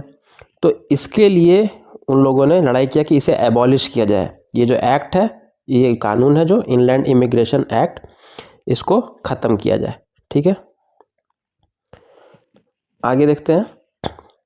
When they heard of non-cooperation movement, thousands of workers defied the authorities and left for their homes. जब उन्हें पता चला कि नॉन कॉपरेशन मूवमेंट शुरू हो चुका है और पूरे भारत से लोग बढ़ चढ़कर हिस्सा ले रहे हैं, तो कई जो वर्कर्स थे जो गार्डन में काम करते थे, टी गार्डन्स में, वो लोग अपने प्लेसेस को छोड़कर आने लगे नॉन कॉपरेशन मूवमेंट में भागीदार होने के लिए। लेकिन बीच रास्ते में ही वो लोग कभी पहुंच नहीं पाए और उन लोगों को पकड़ लिया गया bye the Britishers, by the British government, और उन्हें पीटा भी गया, ब्रूटली बीटन अप। ठीक है, तो ये हो रहा था। हाँ, और एक चीज़ यहाँ पर ये बताना इम्पोर्टेंट है कि अल्लूरी सीताराम राजू जो थे, अल्लूरी सीताराम राजू थे, उन्हें भी अरेस्ट कर लिया जाता है। ठीक है, उन्हें अरेस्ट किया जाता है और उसके बाद उन्हें भी एग्जीक्यूट कर दिया जाता है। ठीक है, अब हम लोग देखेंगे कि नॉन कॉपरेशन मूवमेंट के ख़त्म होने के क्या क्या विभिन्न कारण थे, क्या क्या मेन रीजंस थे। ठीक है, slowing down of non cooperation movement, ये क्यों ख़त्म होने लगा, क्यों धीमा पड़ गया रफ्तार। पहला पॉइंट कि हमने पढ़ा था कि खादी के वस्त्र जो थे, खादी क्लॉथ, ये इनका बहुत ज़्यादा उपयोग कर रहे थे इंडियंस। क्यों? क्योंकि ये भारत में बनाए जा रहे थे और क्योंकि वो लोग ब्रिटिश गुड्स का बॉयकॉट कर रहे थे। लेकिन होता क्या था कि खादी के जो कपड़े थे वो एक्सपेंसिव होते थे। ठीक है, यहाँ पर लिखा हुआ khadi cloth was more expensive.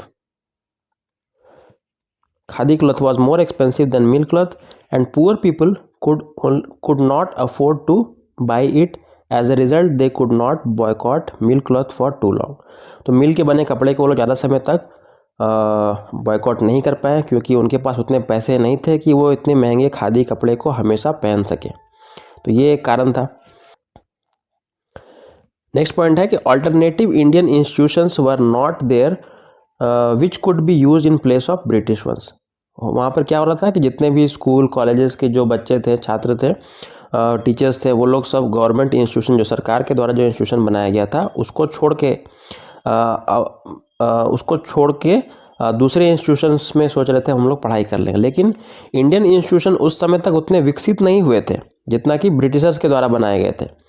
तो इसलिए उन्हें भी फिर से पढ़ाई को तो छोड़ नहीं सकते, ज़्यादा लंबे समय तक वापस आना पड़ा और उन्हीं गवर्नमेंट स्कूल्स में जो स्टूडेंट्स और टीचर्स थे वो लोग वापस फिर से आने लगे। लॉयर्स जो थे वो अपने काम पर आने लगे। आखिर कब तक आदमी काम रोक कर रखे, जब तक उसका कोई रिजल्ट ही नहीं निकल रहा है तो लोग वापस मजबूरी में वापस आने को तैयार हो गए। एक बड़ा इंसिडेंट ये रहा चौरी चौरा इंसिडेंट। चौरी चौरा यूपी में एक प्लेस है। वहाँ पर क्या हुआ, वहाँ पर एक पुलिस स्टेशन था जहाँ जिसको लोगों ने घेर कर उस पर आग लगा दिया और जिसमें कि कई पुलिसमैन मारे गए और कुछ सिविलियंस भी मारे गए। तो इस कारण से महात्मा गांधी ने ये सोचा कि ये एक वायलेंट होता जा रहा है मूवमेंट और इन्होंने नॉन कॉपरेशन मूवमेंट को कॉल ऑफ कर लिया, मतलब इसे वापस बुला लिया। इस तरह से नॉन कॉपरेशन मूवमेंट ख़त्म हो गया था। ठीक है, देखिए डेट्स वगैरह जितना है वो मैं लास्ट में एक पूरा सीरीज़ में दे दूंगा, पूरा शुरू से लेकर लास्ट तक का जितना डेट रहेगा। ठीक है, जिस दिन चैप्टर ख़त्म होगा उस दिन वो एक डिटेल में आपको दे दूंगा ताकि उसको भी आप लोग एक बार पढ़ लीजिएगा, इससे रिवीजन हो जाएगा। अगला इंपॉर्टेंट पॉइंट है टुवर्ड्स सिविल डिसोबीडियंस मूवमेंट। अब हम लोग एक बड़े मूवमेंट की तरफ बढ़ रहे हैं। कौन सा मूवमेंट? Civil disobedience movement. लेकिन इतने जल्दी वो अभी आने वाला है नहीं। उसके पहले जो जो घटनाएं हमारे देश में घट रही थी, हम लोग पहले उस पर बात करेंगे, क्या क्या हो रहा था। तो सबसे पहला पॉइंट यहाँ पर देखने लायक ये है कि कांग्रेस पार्टी जो थी उनमें थोड़ा भेदभाव, आपस में मतभेद होने लगा था। कैसा मतभेद हो रहा था? तो अब आपको पता, नॉन कॉपरेशन मूवमेंट जब चल रहा था तब उन्होंने इलेक्शंस में हिस्सा नहीं लिया था, और इलेक्शंस में हिस्सा नहीं लिया था तो अब जब नॉन कॉपरेशन मूवमेंट को वापस बुला लिया गया तो कांग्रेस पार्टी के कुछ लीडर्स, ठीक है, कुछ लीडर्स ने ऐसा सोचा कि अब हम लोगों को इलेक्शन लड़ना चाहिए। क्यों इससे क्या होगा, इलेक्शन लड़ेंगे, हम लोग जीतेंगे तो एक अच्छे पावरफुल पोस्ट में आएंगे, तब हम अपनी बातों को मनवा सकेंगे, ठीक है। तब उन्होंने स्वराज पार्टी का निर्माण किया, ठीक है। ये देखिए, Swaraj party was form by CR Das and Motilal Nehru, ठीक है। अब ये सब सीनियर पीपल थे, सीनियर सिटीजन थे, और इनमें जो यूथ थी, यूथ पार्टी थी, मतलब कांग्रेस के अंदर में ही, उन लोगों का सोच थोड़ा अलग था। उन लोगों का सोच ये सब इलेक्शन वगैरह के तरफ झुकाव नहीं था। जैसे कि यूथ में थे जवाहरलाल नेहरू, ठीक है, मोतीलाल नेहरू के बेटे जवाहरलाल नेहरू और सुभाष चंद्र बोस, ये सब उस टाइम युवा पीढ़ी थे और युवा पीढ़ी से बिलोंग करते थे। और इनका सोच भी अलग था। इनका सोच था कि जैसा नॉन कॉपरेशन मूवमेंट एक बार हुआ, जैसे मास रेवोल्यूशन किया गया, उस तरह के और मास रेवोल्यूशन हम लोग करें, जिससे ब्रिटिश सरकार पर ज़्यादा दबाव बनाया जा सके। तो ये दो तरह की बातें कांग्रेस के अंदर में ही चल रही थी। ये एक सीन हो गया। दूसरा सीन था कि वर्ल्ड वाइड इकोनॉमिक डिप्रेशन हो रहा था। मतलब पूरी दुनिया में उस वक्त इकोनॉमिक डिप्रेशन था। इकोनॉमिक डिप्रेशन का मतलब होता है आर्थिक मंदी। आर्थिक मंदी में क्या होता है ना, पैसे वगैरह की कमी हो जाती है, नौकरियां नहीं रहती है, बेरोजगारी हो जाती है, ठीक है। तो इससे सब कोई जूझ रहा था, पूरा दुनिया इससे जूझ रहा था। इसका इम्पैक्ट हमारे देश में भी देखने को मिला। Late 1920s Indian politics again shaped because of 2 factor. 2 कारण के चलते हमारे पॉलिटिक्स पर बहुत ज़्यादा असर पड़ा। क्या क्या था? पहला, world wide economic depression. World wide economic depression का प्रभाव हमारे देश में भी पड़ा। और दूसरा था फॉलिंग एग्रीकल्चरल प्राइसेस। अब कह सकते हैं कि ये इसके चलते ही हुआ।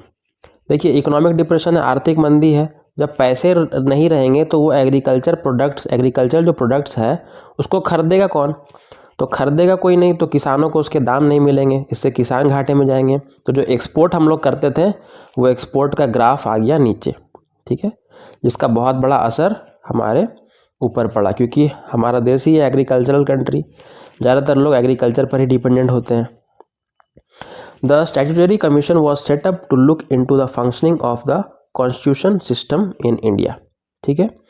अब उन्होंने एक कमीशन का गठन किया जो कि भारत में आके कॉन्स्टिट्यूशनल सिस्टम को बना सके।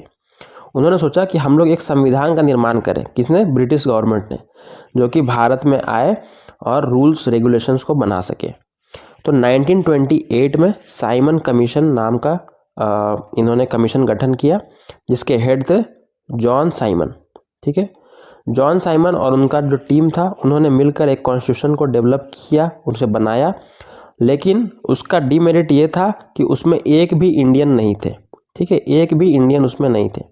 जब आप भारत देश का कॉन्स्टिट्यूशन निर्माण कर रहे हैं और उसमें एक भी इंडियन को नहीं रखेंगे, इसका मतलब आपके उद्देश्य जो है उस पर संदेह होगा, उस पर डाउट होगा कि बिना इंडियन के रहते आप कैसे समझ सकते हैं कि कौन सा संविधान हमारे लिए सही होगा या गलत होगा।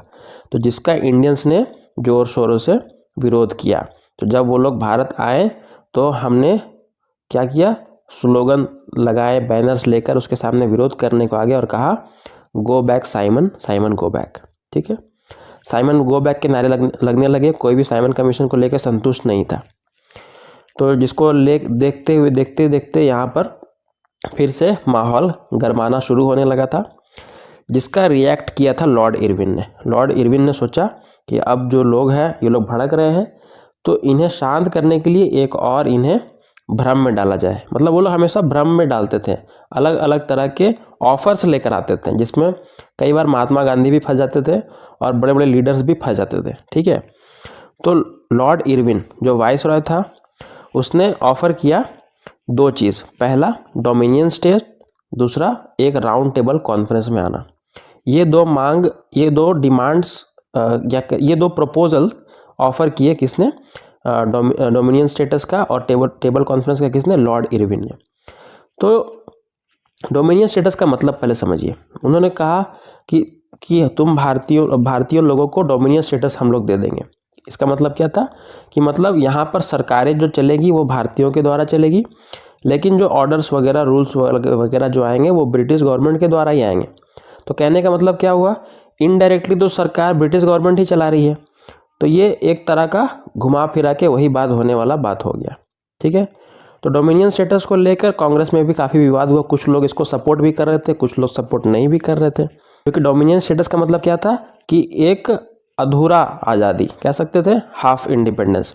लेकिन हम लोगों को तो चाहिए था फुल इंडिपेंडेंस, इसलिए इस पर सहमति नहीं बनी और इंडियंस ने इसे ठुकराया।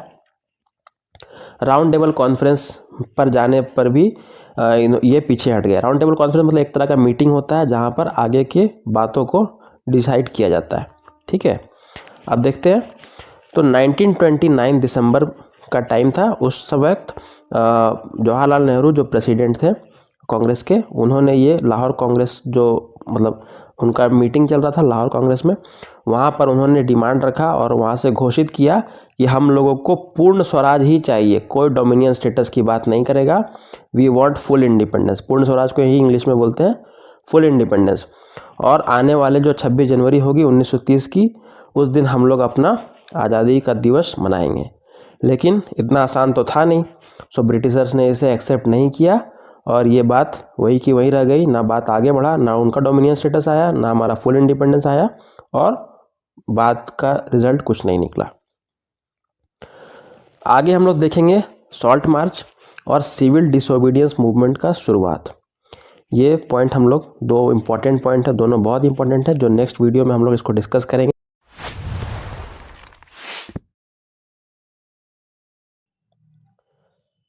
Hello my dear students and welcome to another video total English. So students, आज हम लोग नेशनलिज्म इन इंडिया चैप्टर के 5th पार्ट को देखने वाले हैं। अभी तक मैंने 4 पार्ट इस वीडियो का बना दिया है। अगर आपने पहले के वीडियोस नहीं देख रखे हैं तो उसका लिंक मैं डिस्क्रिप्शन में दे दे रहा हूँ, या फिर आप आई वाले बटन से भी जाके उसे देख सकते हैं।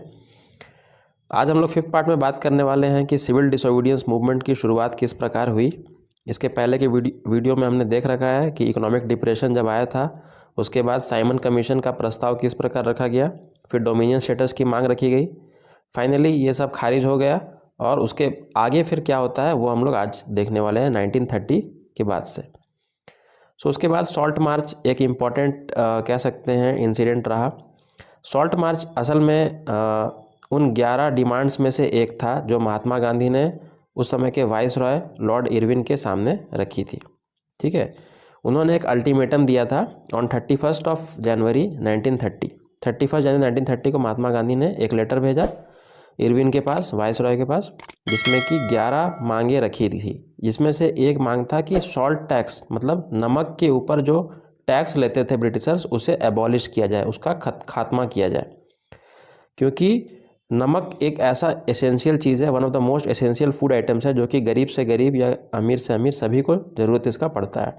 और सरकार उस पर भी हाई टैक्स लगा कर रखा हुआ था, जो कि एक अच्छी पॉलिसी नहीं थी। तो महात्मा गांधी ने एक समय दिया था 11 मार्च का, कहा था कि 11 मार्च तक, ये एक अल्टीमेटम था। अल्टीमेटम मतलब एक टाइप का वार्निंग है, एक डेडलाइन दिया जाता है। डेडलाइन मतलब कि आखिरी डेट है, इतना तक अगर आप काम नहीं कर पाएंगे तो हम लोग दूसरा कुछ कदम उठाएंगे।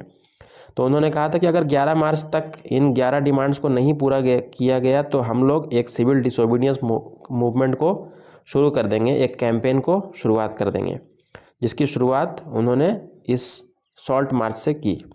सॉल्ट मार्च में हुआ क्या, तो समझने वाली बात यह है कि महात्मा गांधी ने अपने फॉलोअर्स जो 78 उनके ट्रस्टेड वॉलंटियर्स थे, उनको साथ लेकर एक यात्रा पर चल पड़े। यहाँ पर मार्च है, मार्च का मतलब वो मंथ वाला मार्च नहीं है, ये मार्च का मतलब होता है एक यात्रा, ठीक है। तो यात्रा कहाँ से कहाँ तक की गई, साबरमती जहाँ पर आश्रम था महात्मा गांधी का, वहाँ से उन्होंने चलना शुरू किया। और दांडी बोलकर एक कोस्टल प्लेस है गुजरात का, जैसे भी हम लोग बॉर्डर ड्रॉ करते हैं, कोस्टल एरिया जो होते हैं वहाँ पर नमक को प्रोड्यूस किया जाता है, ठीक है। तो वहीं दांडी उन्हें जाना था साबरमती से। तो ये जो सफ़र था वो 240 माइल्स का था। तो 240 माइल्स काफ़ी अच्छा खासा डिस्टेंस था। तो उन्होंने 11 मार्च तक इंतज़ार किया। जब उनकी बात नहीं मानी गई तो 12 मार्च से उन्होंने इस यात्रा को शुरू कर दी। तो अगर पूछा जाए कि दांडी मार्च शुरू कब हुआ था, तो उसका डेट यहाँ पे लिखा हुआ है 12 मार्च, ठीक है।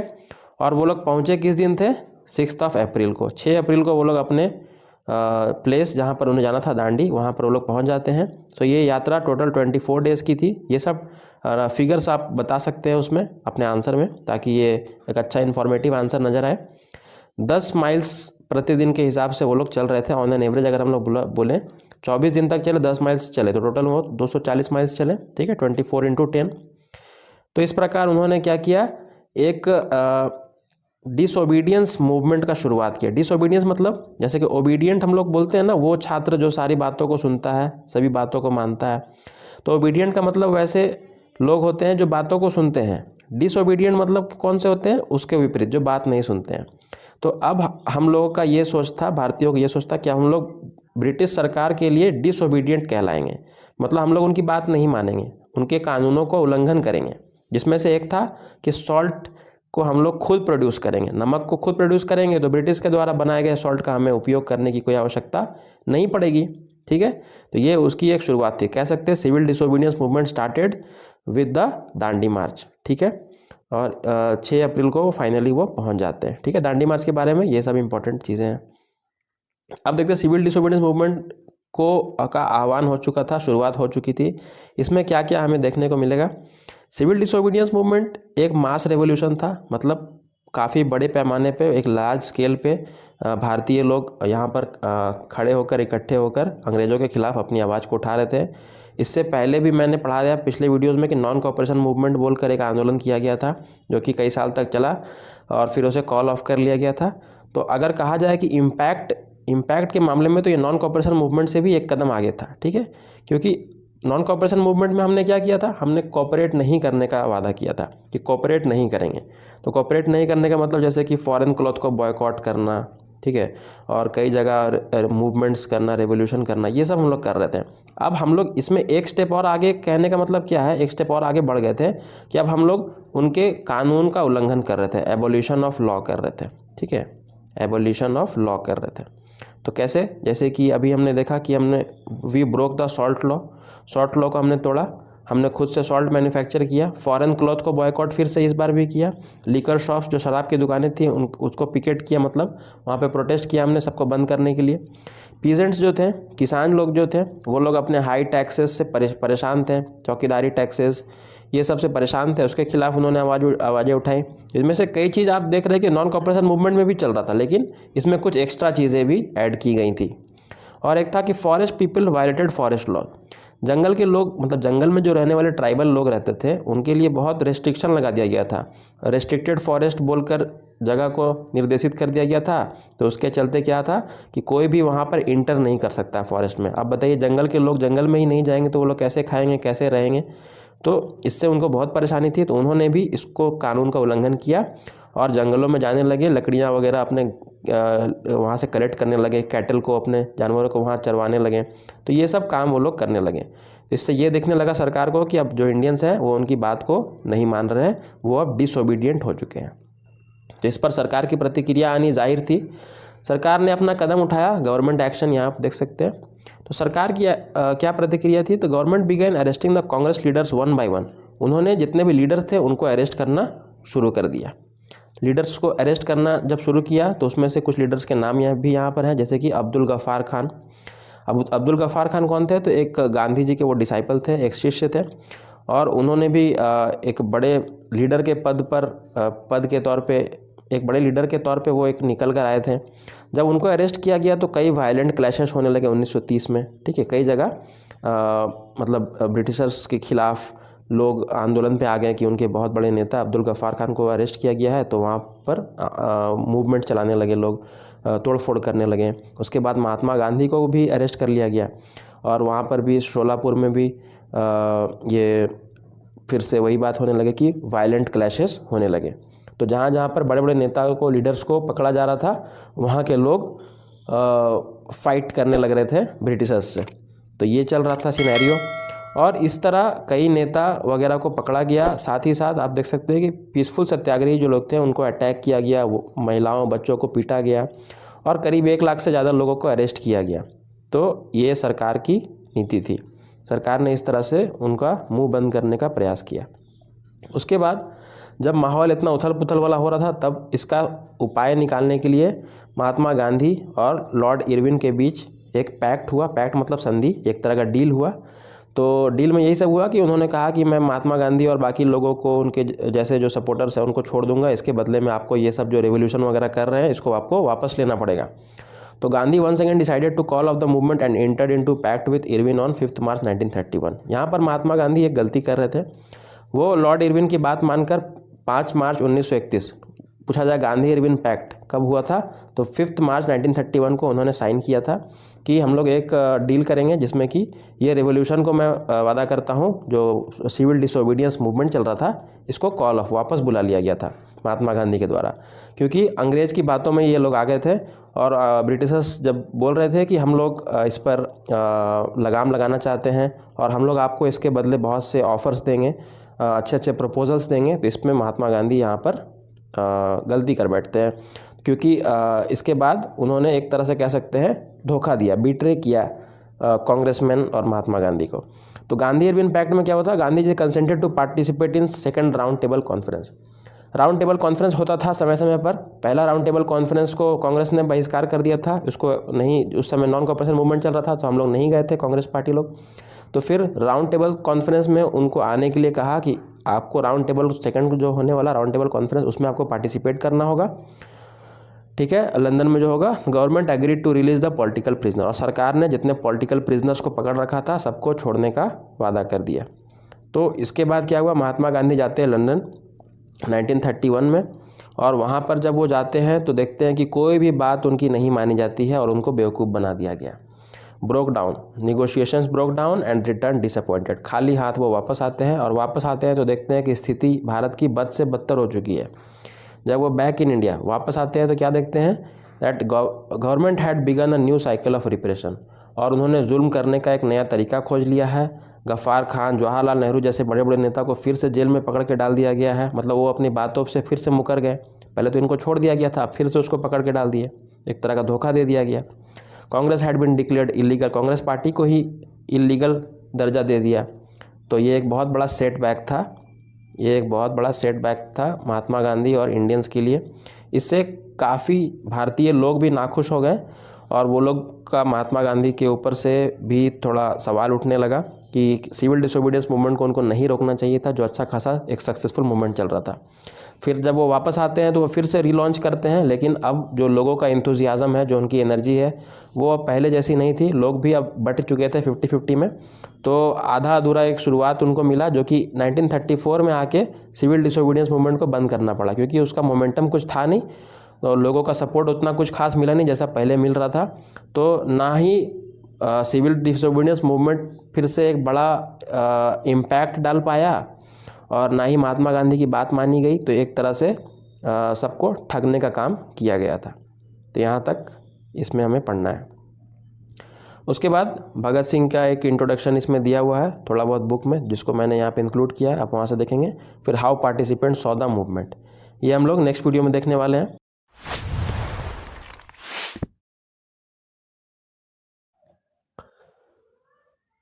हेलो एवरीवन, और आज के इस वीडियो में आपका स्वागत है। आज हम लोग जो नेशनलिज्म इन इंडिया चैप्टर कर रहे हैं, हिस्ट्री का, बहुत ही लॉन्ग चैप्टर है, तो उसका 6th पार्ट मैं आज लेकर आया हूँ। पहले के 5 पार्ट्स मैं यहाँ पर बना चुका हूँ, बिल्कुल NCERT बुक बेस्ड है ये सारे के सारे पार्ट्स। तो आपने पहले के पार्ट्स नहीं देख रखे हैं तो लिंक मैंने डिस्क्रिप्शन में दे दिया, आप वहाँ से देख सकते हैं, या फिर आई बटन से जाकर भी आप उसे देख सकते हैं। तो अभी तक हमने देख रखा है सॉल्ट मार्च क्या हुआ था, नमक यात्रा जिसको दांडी यात्रा भी कहते हैं, और सिविल डिसोबीडियंस मूवमेंट हमने कर लिया था। आज हम लोग देखने वाले हैं how participants saw the movement, मतलब मूवमेंट जो आंदोलन चल रहे थे उसको पार्टिसिपेंट्स, जो लोग उसमें पार्टिसिपेट कर रहे थे, उन लोगों ने उसको किस प्रकार ट्रीट किया, किस प्रकार देखा।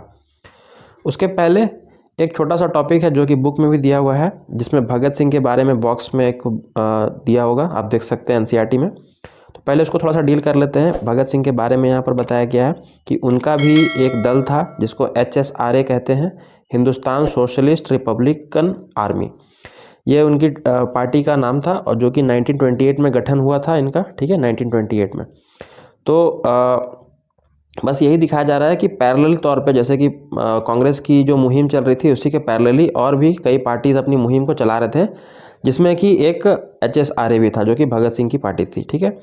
तो इसमें और भी कई लीडर्स थे, ठीक है, जैसे कि भगत सिंह, फिर जतिन दास, अजय घोष, तो ये सब उसके मेंबर्स थे। और इन्होंने भी अपने वे में, इनका जो तरीका था वो वायलेंट था, ठीक है, ये वायलेंट वे में करते थे। इनको नॉन वायलेंस वाला कॉन्सेप्ट समझ में नहीं आता था, जो कि महात्मा गांधी के बिल्कुल अपोजिट कह सकते हैं इनका सोच था, ठीक है। तो कोई भी गलत या सही नहीं होता है, सब कोई का अपना अपना तरीका होता है। हालांकि चाहे वो भगत सिंह हो चाहे महात्मा गांधी हो, दोनों का एट द एंड कोशिश यही था कि हमें इंडिपेंडेंस दिलाएं, ठीक है। चाहे रास्ते इनके अलग थे, लेकिन जो करना था, जो इनको हासिल करना था, वो इंडिपेंडेंस ही था, ठीक है। तो इन्होंने भी अपने वे में कई जगह पे अपना मुहिम चलाया। जैसे कि एक बार उन्होंने क्या किया था कि बॉम्ब ब्लास्ट कर दिया था लेजिस्लेटिव असेंबली, जहाँ पर सभा चल रही थी, ब्रिटिशर्स बैठे हुए थे। वहाँ पर जाकर 1929 में भगत सिंह और उनके साथ बटुकेश्वर दत्त जो थे, इन्होंने जाकर वहाँ पर बॉम्ब ब्लास्ट किया था। और अपने जो उनका जो कॉन्सेप्ट है, जिस पर वो लोग काम कर रहे थे, उसको ज़्यादा प्रमोट करने का ये एक तरीका था, ठीक है। हालांकि उन्होंने लॉर्ड इरविन के ट्रेन पर, जब वो ट्रेन लॉर्ड इरविन ट्रैवल कर रहा था, तब उस पर भी उन्होंने अटैक किया था। इस तरह के कई अटैक्स इनकी पार्टी ने किए थे। लेकिन अनफॉर्चुनेटली 23 ईयर्स के जब भगत सिंह थे, तभी उन्हें पकड़ लिया जाता है और उनका ट्रायल चलता है, एग्जीक्यूट कर दिया जाता है, मतलब उन्हें फांसी दे दी जाती है, ठीक है। और during his trial Bhagat Singh stated that he did not wish to glorify the cult of bomb and pistol but wanted a revolution in society. और जब उनका ट्रायल चल रहा था, तब वो बहुत फेमस हो चुके थे। पूरा देश उन्हें पढ़ता था न्यूज़पेपर्स के माध्यम से और भी अलग अलग बातों के माध्यम से। और वो इस बात को बताते हैं कि उनका जो बॉम्बिंग है, चाहे वो ये सब करते थे, उसका मकसद ये नहीं था कि इन सब चीज़ों को हम प्रमोट करें। उसका मकसद बस ये था कि हम लोग समाज में एक रेवोल्यूशन लाएं। और रेवोल्यूशन लाने के लिए हमें ये तरीका अपनाना पड़ेगा, क्योंकि ये सरकार जो है ये आम भाषा में नहीं सुनने वाली है, ठीक है। तो जो कहावत है ना कि जो लातों के भूत होते बातों से नहीं मानते हैं, तो बस इनका वही तरीका था अपने वे में डील करने का, ठीक है। अनफॉर्चुनेटली 23 मार्च 1931 इनको एग्जीक्यूट कर दिया जाता है और हमारे देश ने एक बहुत बड़ा लीडर को उस दिन खोया था। अब हम लोग देखेंगे पार्टिसिपेंट्स ने किस प्रकार इस मूवमेंट, इस आंदोलन में अपने आप को फील किया। तो पार्टिसिपेंट्स को मैंने क्लासीफाई किया है। अगर आप देखेंगे तो एनसीईआरटी में ये बहुत लंबा एक टॉपिक है। तो हर पैराग्राफ, 5 पैराग्राफ उसमें होगा, हर पैराग्राफ में एक अलग ग्रुप के बारे में बताया गया है, ठीक है। तो उसको मैंने नेम यहाँ पर दे दिया ताकि आपको याद रखने में आसानी हो। तो सबसे पहला है जो रिच फार्मर्स। रिच फार्मर्स ने किस प्रकार आंदोलन में हिस्सा लिया या उनका क्या मकसद था। फिर पुअर फार्मर्स, गरीब किसान जो थे, ठीक है। तो ये दोनों मिलकर आपको बताएगा कि गांव में क्या चल रहा था, विलेज में अमीर लोग और गरीब लोग का क्या कंडीशन था। फिर इधर ये दोनों जो टॉपिक है, जो रिच बिजनेस क्लास मतलब पैसे वाले जो अमीर बिजनेस पीपल, और वर्कर्स जो मजदूरी करते थे। तो यहाँ पर भी अमीर और गरीब था। ये आपको अर्बन एरिया का दिखाएगा, मतलब कि शहरों में क्या चल रहा था।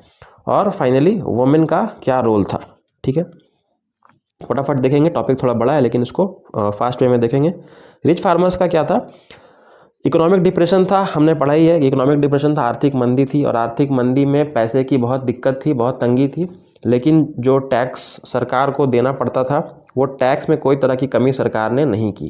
तो इससे जो बड़े फार्मर्स थे, अब बोलिए बड़े फार्मर्स को कैसे दिक्कत होगी। तो बड़े फार्मर्स भी तो अपने बड़े बड़े खेत है, ज़मीन जायदाद है, वो सबको उन्होंने खेती पर लगाया हुआ है। उनके अंडर में हज़ारों लोग काम कर रहे हैं, सबको तनख्वाह देनी है, ठीक है। तो बहुत बड़ी रिस्पॉन्सिबिलिटी है। जब तक उनका प्रोडक्ट बन के रेडी नहीं हो जाता है, मतलब जो क्रॉप्स उत्पाद होता है, प्रोड्यूस होता है, वो जब तक मार्केट में सेल ही नहीं होगा, तब उनको पैसा कैसे मिलेगा। और पैसा नहीं मिलेगा तो वो लोग कैसे अपने खर्च को उठाएंगे। तो ये चीज़ नहीं हो पा रहा था, क्योंकि इकोनॉमिक डिप्रेशन थी, आर्थिक मंदी थी। ये हमने पहले भी वीडियो में देख रखा है।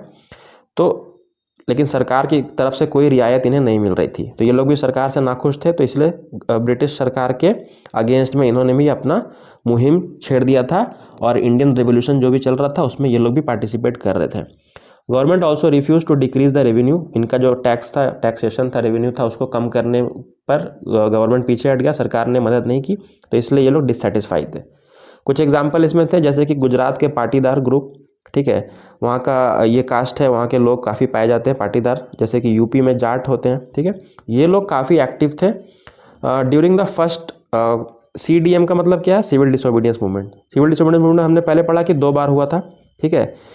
पहली बार जब 1931 में हुआ था तब महात्मा गांधी ने इसे वापस बुला लिया था, क्योंकि जब गांधी इरविन पैक्ट में उसने साइन कर दिया था। लेकिन फिर सेकेंड टाइम जब महात्मा गांधी ने इसे स्टार्ट किया तो भारत के ज़्यादातर लोग इसमें ज़्यादा पार्टिसिपेट नहीं कर रहे थे, क्योंकि उनका मन उठ चुका था, ठीक है। तो सेकेंड वाले सिविल डिसोबीडियंस मूवमेंट में ये लोग लेस एक्टिव थे। यही सब कारण था कि समाज का हर ग्रुप किसी न किसी कारण से रूठा हुआ था, एक यूनिटी का फैक्टर नहीं जग रहा था, जिसके चलते जो मूवमेंट था वो कमज़ोर पड़ता हुआ दिख रहा था, ठीक है। तो मान लीजिए क्वेश्चन पूछ देगा, what was the role of rich farmers in the movement, तो आपको ये पॉइंट लिखना है। ये शॉर्ट टाइप में आएगा तो एक या 2 कोई भी पॉइंट को पूछ सकता है। लॉन्ग में आएगा तो सबके बारे में पूछेगा, ठीक है, ऑल द पार्टिसिपेंट्स के बारे में ऐसे बोल के क्वेश्चन देगा। How did the participants saw the movement, या what was the contribution of the different class of society. तो आपको सब पॉइंट्स को बना बना के लिखना होगा, ठीक है। तो अलग अलग ढंग से क्वेश्चंस को दिया जा सकता है। पुअर फार्मर्स, गरीबों को क्या दिक्कत थी? गरीबों की 2 दिक्कतें थी, ठीक है। गरीबों की पहली दिक्कत थी, पहला कि जो ब्रिटिश सरकार थी, गवर्नमेंट थी, और दूसरा अमीर लोग जैसे कि रिच फार्मर्स। अब ये लोग क्या है, पुअर फार्मर्स जो होते थे ये wanted lowering of revenue demand, जो टैक्सेशन था उसमें भी कमी करवाना चाहते थे, क्योंकि इनको भी पैसे देने की दिक्कत हो रही थी। आर्थिक मंदी तो सबके लिए है, वो गरीब और अमीर नहीं देखता है, ठीक है, पहला ये। और they had rented from landlords for cultivating fields. उन्होंने, ये लोग क्या करते हैं, इनके पास पुअर होते हैं, इनके पास अपनी ज़मीन नहीं होती है, तो ये बड़े फार्मर्स का लैंड को रेंट पर लेते हैं ताकि उसमें खेती करें, और खेती से जो मुनाफा हो इसमें कुछ पैसा रिच फार्मर्स को चुका दें और बाकी का कुछ पैसा खुद रख लें। लेकिन अब मार्केट में कोई ख़रीदने वाला है नहीं, आर्थिक मंदी है, पैसे की कमी है सब जगह, तो ये भी अपना पैसा नहीं जुटा पा रहे हैं। तो अब इनको डबल दिक्कत है, अपना पैसा तो कमा नहीं पा रहे घर के लिए, प्लस इनको रिच फार्मर्स को भी पैसे देने हैं, तो इनके लिए ये एक बहुत बड़ा प्रॉब्लम था। तो found it difficult to pay their rent due to economic depression. वो लोग भी पैसे नहीं दे पा रहे थे, तो वो लोग क्या होते थे, कोई भी रेडिकल मूवमेंट चलता था, कोई सोशलिस्ट या कम्युनिस्ट कोई भी नेता या कोई दल आता था, बोलता था कि हमारे साथ आइए, आप लोगों की मांग हम लोग रखेंगे, वो लोग उसके साथ सम्मिलित हो जाते थे। हालांकि कांग्रेस ने यहाँ पर क्या किया, कांग्रेस ने इनको ठीक से सपोर्ट नहीं किया। Congress was unwilling to support no rent campaign. इनका कैंपेन चलता था, मुहिम चलता था, नो रेंट, हम लोग रेंट नहीं देंगे। कांग्रेस ने सपोर्ट इसलिए नहीं किया क्योंकि अगर ये लोग रेंट नहीं चुकाएंगे तो इससे लॉस किसका होगा, समझिए बात को। अगर ये लोग रेंट नहीं चुकाएंगे तो इससे लॉस होगा रिच फार्मर्स का, ठीक है। और रिच फार्मर्स का लॉस होगा तो बड़े बड़े रिच फार्मर्स के मेंबर्स हैं, वो लोग पैसे देते हैं या वो लोग जुड़े हुए कांग्रेस से, वो लोग का कांग्रेस पर से विश्वास उठ जाएगा। तो कांग्रेस नहीं चाहती थी कि वो लोग अमीरों को दुखी करें, इसलिए वो लोग पुअर फार्मर्स का खुल के सपोर्ट नहीं किए। तो जब कांग्रेस ही इनका सपोर्ट नहीं करते हैं तो क्या ये लोग से क्या उम्मीद करेंगे कि ये लोग भी सिविल डिसोबीडियंस मूवमेंट में या कोई और मूवमेंट में खुल के सपोर्ट करेंगे, जब आप ही नहीं सपोर्ट कीजिएगा। तो ये भी एक कारण था कि इनके तरफ से भी कुछ खास सपोर्ट बाद में देखने को नहीं मिला, क्योंकि कांग्रेस ने ही इन्हें सपोर्ट नहीं किया।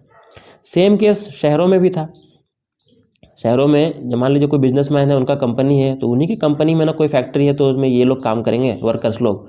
तो इनको क्या चाहिए, वर्कर्स का डिमांड था कि हम लोग का सैलरी बढ़ाया जाए, ठीक है, हम लोग का सैलरी बढ़ाया जाए, हम लोग का जो कर्ज वगैरह वो माफ़ हो। तो सैलरी बढ़ेगा तो किस पे दिक्कत होगा, इन्हीं को दिक्कत होगा, इन्हीं का पैसा खर्च होगा, अमीर लोगों का। और या फिर कोई भी तरह का माफ़ी किया जाए कर्ज वगैरह में तो भी इन्हीं को लॉस होगा। और ये लोग क्या करते थे, ये लोग सरकार को सपोर्ट करते थे, सरकार को बोल रहे हैं मतलब कांग्रेस पार्टी को सपोर्ट करते थे और उन्हें पैसे देते थे, फाइनेंशियल हेल्प करते थे कि आप लोग रेवोल्यूशन कीजिए, आप लोग बैनर्स लगाइए, आप लोग खर्च कीजिए, पैसा हम लोग देंगे। तो जहाँ से पैसा आ रहा है उसको तो नाखुश कांग्रेस नहीं करना चाहेगा, तो इसलिए इन लोग का भी खुल के सपोर्ट कांग्रेस नहीं कर पाता है, नहीं करता है। तो रिच बिजनेस क्लास या फिर हो चाहे वर्कर्स हो, कोई भी फुल फ्लेश तरीके से कांग्रेस के मुहिम में शामिल नहीं हो पाते हैं। ये सब कारण था, ठीक है। कुछ एग्जाम्पल इसके दिए गए हैं, जैसे कि आप लोग पॉइंट्स को स्क्रीनशॉट ले सकते हैं, अच्छे से इसको पढ़ सकते हैं, ठीक है। इनकी कई यूनियंस थी, इन्होंने कई संगठन बनाए थे जो पैसे वाले लोग थे। Commercial Congress, Indian industrial commercial Congress 1920 में एक कमेटी बनी थी, इनकी ग्रुप था। और फिकी मतलब federation of Indian chamber of commerce and industry 1927। ये इंपॉर्टेंट है, 2 नाम पूछ देगा शॉर्ट टाइप में कि 2 ग्रुप्स के नाम बताएं जो कि रिच बिजनेस क्लास लोगों ने बना के रखा था, ठीक है। 1920 में 1927 में, दोनों नाम आपको याद रखना है। कुछ एग्जाम्पल्स हैं जैसे कि पुरुषोत्तम दास ठाकुरदास और GD बिरला। ये लोग कुछ बड़े बड़े मर्चेंट्स थे और बड़े बड़े व्यापारी थे जो कि भारत में बिजनेस करते थे। ये लोग फाइनेंशियल हेल्प देते थे, फाइनेंशियल सपोर्ट करते थे सरकार को, ठीक है।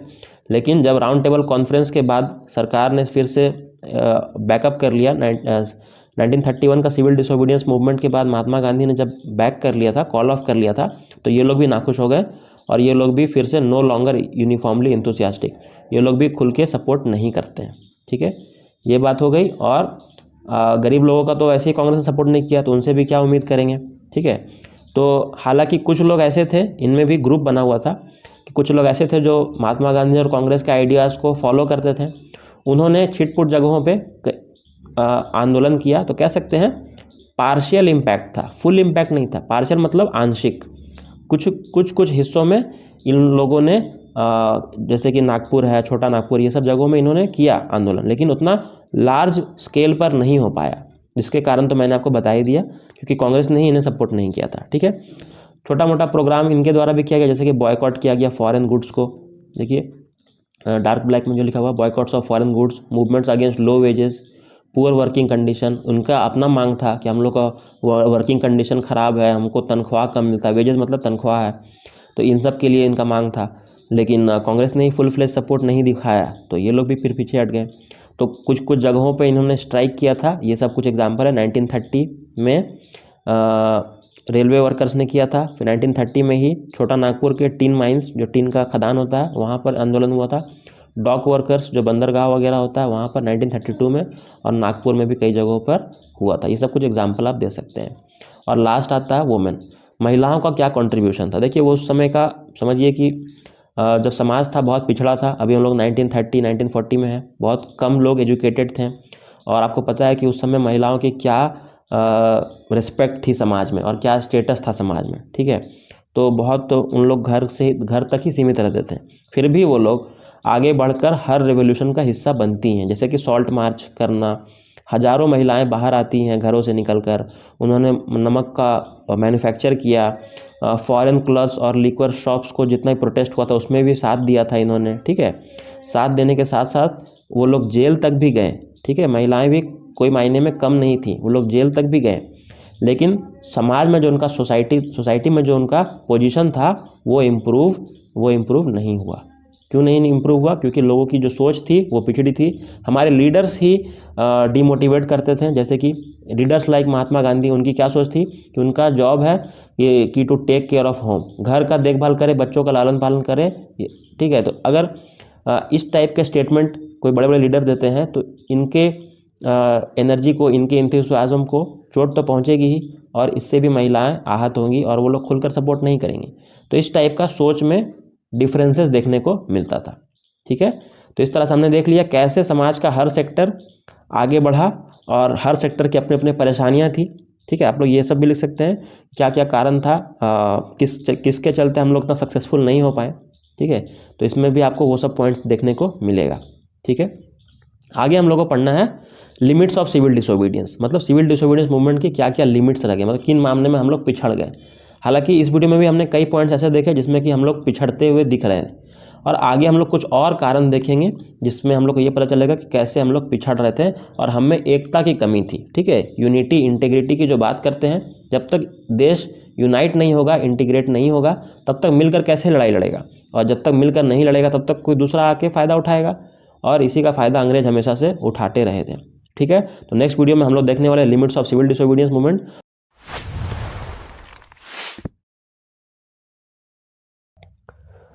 Hello everyone and welcome to another video Total English. Today we will see the limits of civil disobedience movement. जो सिविल डिसोबीडियंस मूवमेंट चल रहा था वो एक सक्सेसफुल कह सकते हैं शुरुआती फेज़ में था, लेकिन बाद में वो उसका डाउनफॉल हो जाता है, वो गिर जाता है नीचे। सिविल डिसोबीडियंस मूवमेंट में क्या क्या लिमिटेशंस थे, जो बैरियर्स थे, जो हमारे समाज में हमें आगे बढ़ने नहीं दे रहा था। हम लोग एक रेवोल्यूशन, एक मूवमेंट की बात करते हैं, तो रेवोल्यूशन या मूवमेंट तभी सक्सेसफुल हो सकता जब तक समाज के सारे लोग, सारे वर्ग के, सारे जाति के, सारे धर्म के एक साथ एक जगह पे इकट्ठे नहीं हो। अगर आपस में ही हमें भेदभाव अगर दिखने को मिलेगा तो ये पॉसिबल कैसे है, ये सिनेरियो को देख पाना। तो उन्हीं कुछ पहलुओं पे हम लोग चर्चा करेंगे ये एनसीईआरटी का लास्ट पॉइंट है नेशनलिज्म इन इंडिया चैप्टर का। Limits of civil disobedience movement में हम लोग देखेंगे कि all social groups were not associated with the revolution. Revolution में सारे सोशल ग्रुप्स एसोसिएटेड नहीं थे, जुड़े हुए नहीं थे। जैसे कि पहला ग्रुप मैंने यहाँ बांटा है अनटचेबल्स, जिसको बोलते थे उस समय, दलित जो कि लोअर कास्ट लोग थे, उनको समाज से अलग थलग रखा जाता था, उनको वो पहचान वो इज्जत नहीं मिलती थी। तो जब तक आप समाज के एक तबके को अपने से अलग रखिएगा तो आप कैसे उम्मीद रख सकते हैं कि सब कोई एक प्लेटफॉर्म पर आकर एक जगह पर जाकर आंदोलन कर सके।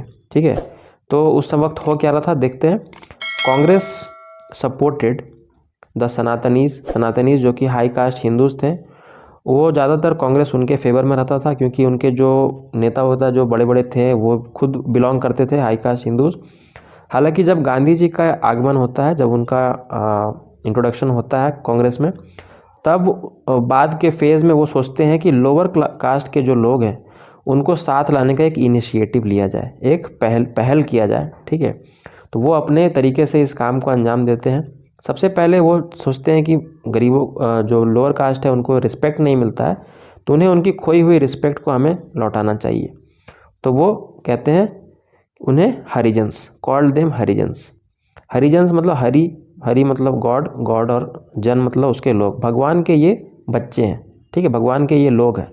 तो जब भगवान के लोग हैं, भगवान ने बनाने में किसी पे फ़र्क नहीं किया, तो हमें इन्हें क्यों अलग कंसिडर करते हैं। तो एक रिस्पेक्टफुल नाम उन्हें दिया गया। ठीक है, रिस्पेक्टफुल नाम दिया गया हरिजन।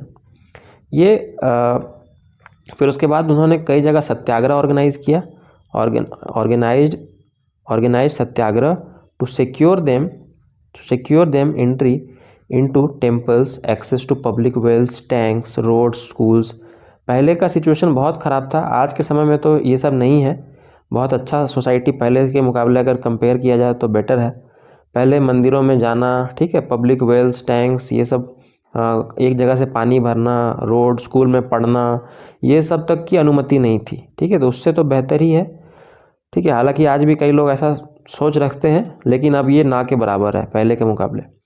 तो इन सब में उनको अलाउ करने के लिए उन्होंने सत्याग्रह किया कि हम लोग को, उन लोग को भी इन सब पब्लिक चीज़ों पर अलाउ करना चाहिए, उनका भी उतना ही अधिकार है जितना बाकी लोगों का है। He himself clean toilets to dignify the work of the bhangi, जो जिन्हें स्वीपर्स इंग्लिश में कहते हैं, स्वीपर्स को भांगी बोलते हैं। और वो लोग टॉयलेट्स वगैरह साफ़ करते थे। तो वो महात्मा गांधी बोलते हैं कोई भी काम छोटा या बड़ा नहीं होता है, तो उन्होंने खुद टॉयलेट्स को साफ़ करके लोगों तक ये मैसेज पहुंचाया कि ये काम सिर्फ इनके लिए नहीं है, ये काम हम सब कर सकते हैं। ठीक है, कुछ भी छोटा या बड़ा नहीं होता है।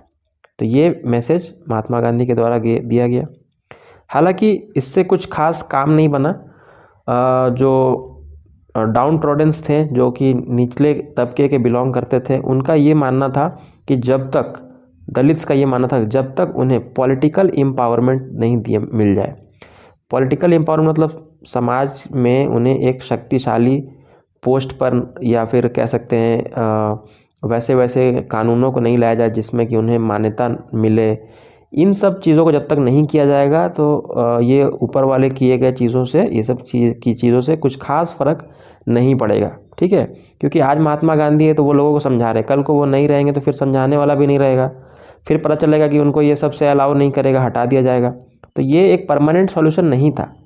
ठीक है, परमानेंट सॉल्यूशन था कि लीगली, कानून के नज़र में उन्हें बराबर का दर्जा दिया जाए। ये बात भी सही थी दलित्स की।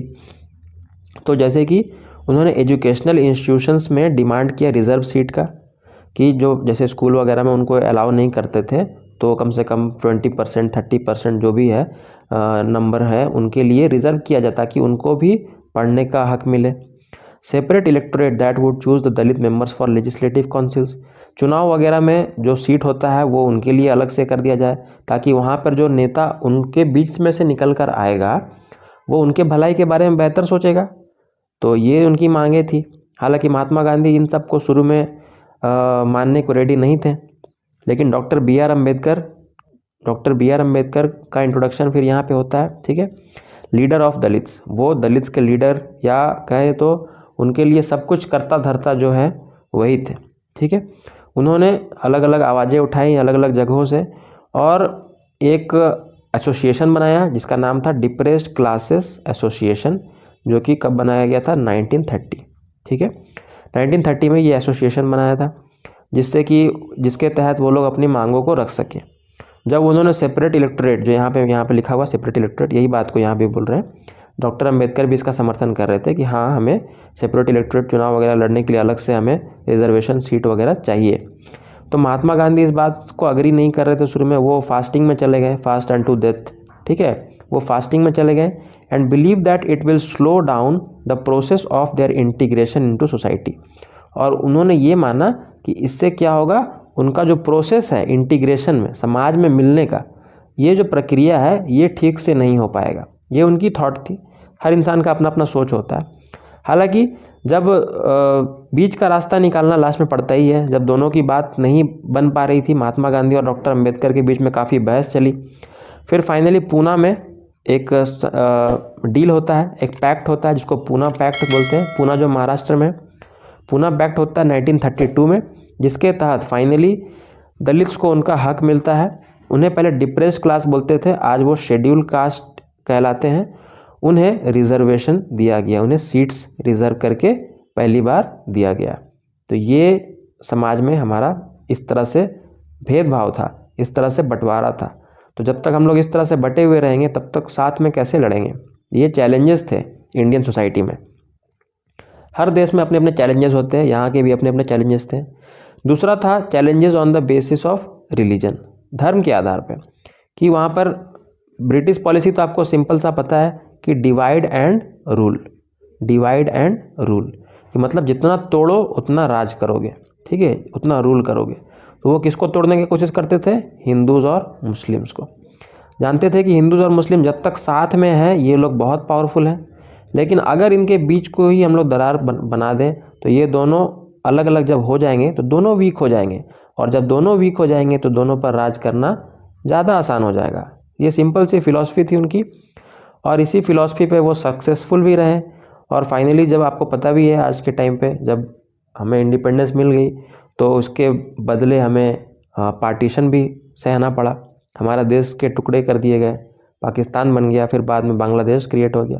तो इस तरह से जो कि पहले इंडिया होता था वो कंप्लीट हमें मिला भी नहीं, तो आपस में लड़ाइयाँ लड़वा दी गई।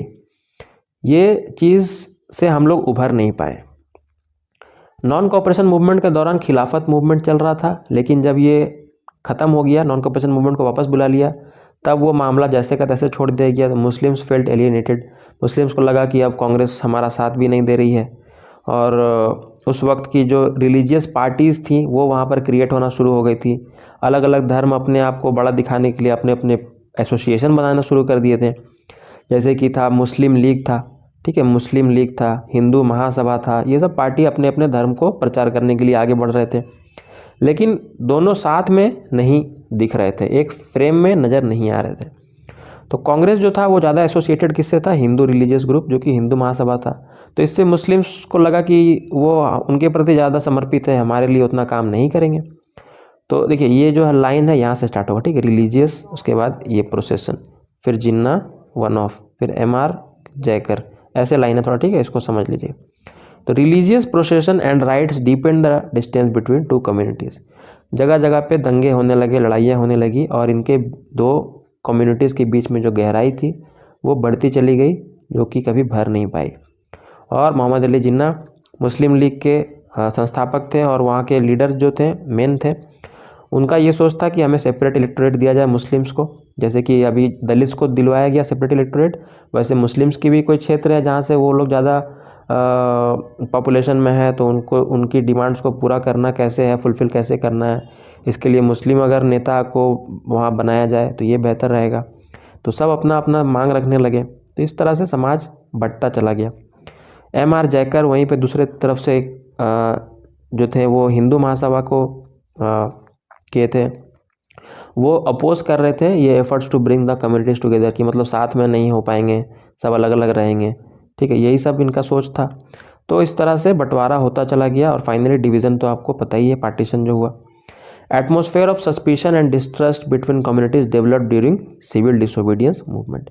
तो ये सस्पिशन, शक, और डिस्ट्रस्ट मतलब भरोसा नहीं होना, ये सब आपस में इनके बीच में डेवलप हो गया। सिविल डिसोबीडियंस मूवमेंट में ये देखने को मिला और इसलिए सिविल डिसोबीडियंस मूवमेंट लास्ट में सक्सेसफुल नहीं होता है, क्योंकि ये दोनों साथ में नहीं आ पा रहे थे। They feared that the cultural identity of minorities would be submerged under the domination of Hindu majority.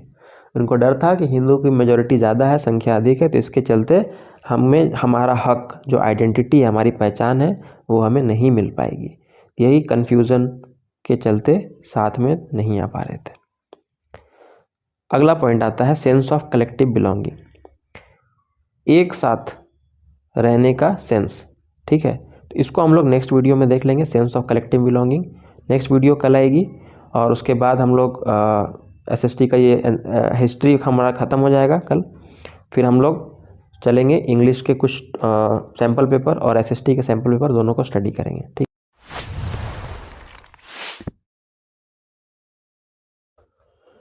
Hello everybody, आज का ये वीडियो हम लोग नेशनलिज्म इन इंडिया के लास्ट पार्ट के तौर पे बना रहे हैं। This is the last part, और इसके पहले के जितने भी 6-7 पार्ट्स मैंने अभी तक कवर किया है उसमें 90% चैप्टर कंप्लीट हो चुका है। ये लास्ट का एक टॉपिक बचा हुआ था, तो इसको भी कवर करना मैंने इंपॉर्टेंट समझा। आज हम लोग पढ़ेंगे sense of collective belonging. Sense of collective belonging होता क्या है, इसके पहले मैं बता देता हूँ कि पहले के वीडियोस आपने नहीं देख रखे हैं तो आप डिस्क्रिप्शन में जाके देख सकते हैं, लिंक मैंने वहाँ पर डाल रखा है, और वहाँ आई वाले बटन से भी आप उसे क्लिक करके देख सकते हैं। सेंस ऑफ कलेक्टिव बिलोंगिंग का इंपॉर्टेंस होता क्या है, किसी भी देश में एक नेशन को नेशन बनाने के लिए सिर्फ जियोग्राफिकल बाउंड्री का एक पर्टिकुलर जियोग्राफिकल बाउंड्री को घेर देना या फिर उसको कंसिडर कर देना कि एक नेशन है, that is not enough. So what are the other things that makes a country a nation. तो ये नेशनलिज्म की फीलिंग जो आती है उसके लिए हमने पहले भी देखा था यूरोपियन कंट्रीज़ के जब चैप्टर को पढ़ रहे थे टर्म 1 में। So what were those ideas, those beliefs. ठीक है, तो ये इंडिया में भी हो रहा था, हर जगह ये होता है, क्योंकि जब तक हम एक कनेक्ट लोगों के बीच में क्रिएट नहीं कर पाएंगे, आपस में कनेक्ट नहीं क्रिएट कर पाएंगे, तब तक वो नेशनलिज्म की फीलिंग क्रिएट नहीं होगी। सो उसके लिए जैसे कि history, fiction, folklore, songs, popular prints, symbols, images, इन सब का हमेशा से प्रयोग किया गया है ताकि इन सब सिम्बॉल्स के थ्रू एक आइडिया को क्रिएट किया जा सके। ठीक है, जैसे कि हम सब कहते हैं भारत माता, जैसे कि देखिए यहाँ भारत माता के बारे में हम लोग कहते हैं, तो वो क्या है, एक इमेजिनरी फिगर है जो जिसको जब भी हम इमेजिन करते हैं तो एक पेट्रियाटिक फीलिंग आती है। ठीक है, तो ये इस टाइप के गॉड के कुछ नाम दे देना या फिर कुछ हमारा नेशनल एंथम गा देना या फिर ट्राई कलर जो हमारा तिरंगा फ्लैग है उसको दिखाना, ये सारे सिम्बॉल्स ऐसे होते हैं जो हमें, चाहे वो कंट्री के किसी भी कोने में व्यक्ति रह रहा है, किसी भी रिलीजन का है, किसी भी धर्म, किसी भी वो कास्ट से बिलोंग करता है, किसी भी लैंग्वेज को बोलता है, if the person is an Indian so he और she may connect to this things, that's why this things are very important. तो हम लोग इसको मैंने बांट दिया है अलग अलग कैटेगरीज में कि क्या क्या वो चीज़ें थी जो हमारे इंडिया में भी बन रही थी उस वक्त लोगों के अंदर इस फीलिंग को जगाने के लिए। तो सबसे पहले हम लोग टॉपिक इमेजेस को देखेंगे। इमेजेस में यहाँ पर क्या क्या क्रिएट किया जा रहा था, तो the image of Bharat Mata was created by Bankim Chandra Chattopadhyay. Bankim Chandra Chattopadhyay ने भारत माता के इमेज को फर्स्ट बनाया था, and in the 1870s he wrote Vande Mataram. Vande Mataram आज भी गाया जाता है as a hymn to the motherland. हमारी धरती माँ जो है, हमारे जो देश है, उनके लिए एक तरह से एक प्रार्थना है। ठीक है, जिसे आज भी बहुत फेमस ये गीत है। Later it was included in his novel Anand Math. बाद में उन्होंने जब अपनी किताब आनंद मठ लिखा तो उसमें भी इस वंदे मातरम गीत को वहाँ पर इंक्लूड किया था। ठीक है, और इसके अलावा भारत माता का जो इमेज है इसको बनाने वाले सिर्फ बंकिम चंद्र चट्टोपाध्याय नहीं थे, उनके अलावा भी एक व्यक्ति था जिनका नाम था अबिंद्रनाथ टैगोर। ठीक है, अबिंद्रनाथ, आप कंफ्यूज ना हो कि ये रविंद्रनाथ नहीं है। रविंद्रनाथ टैगोर के फैमिली से भले बिलोंग करते हैं, उनके न्यूफ्यू है। ठीक है, he was a nephew of Rabindranath Tagore. He was a great painter and he also painted the image of Bharat Mata. In this painting portrait an ascetic figure, she is calm, composed, divine and spiritual. और किस प्रकार दिखाया गया, एकदम शांत है, spiritual है। ठीक है, एक लग रहा है कि उनके अंदर एक दैविक शक्ति है। इस तरह के एक सुपर नेचुरल क्रिएचर को, सुपर नेचुरल बीइंग को वहाँ पर जनरेट किया गया through the image of Bharat माता। ठीक है, तो ये इमेजेस, ये सब, एक सेकेंड, ये सब इमेजेस के कैटेगरी में आप रख सकते हैं जब आपको आंसर लिखना होगा कि क्या क्या चीज़ों को हमारे द्वारा बनाया जा रहा था। तो अगर इमेजेस आपको लिखना हो तो एक पॉइंट आप इन सब पॉइंट्स को डील कर सकते हैं। फिर सॉन्ग्स में क्या क्या आ रहे थे, इस ऐसे करते करते 3-4 सेक्शंस मैंने यहाँ पर लिख रखे हैं। सॉन्ग्स की बात की जाए तो in the late 19th century nationalist began recording folk tales sung by bards and they toured villages to gather folk songs and legends। ये जो फोक सॉन्ग्स, लीजेंड्स मतलब हमेशा से कही गई कोई कहानी, कोई वीर की गाथा है ना।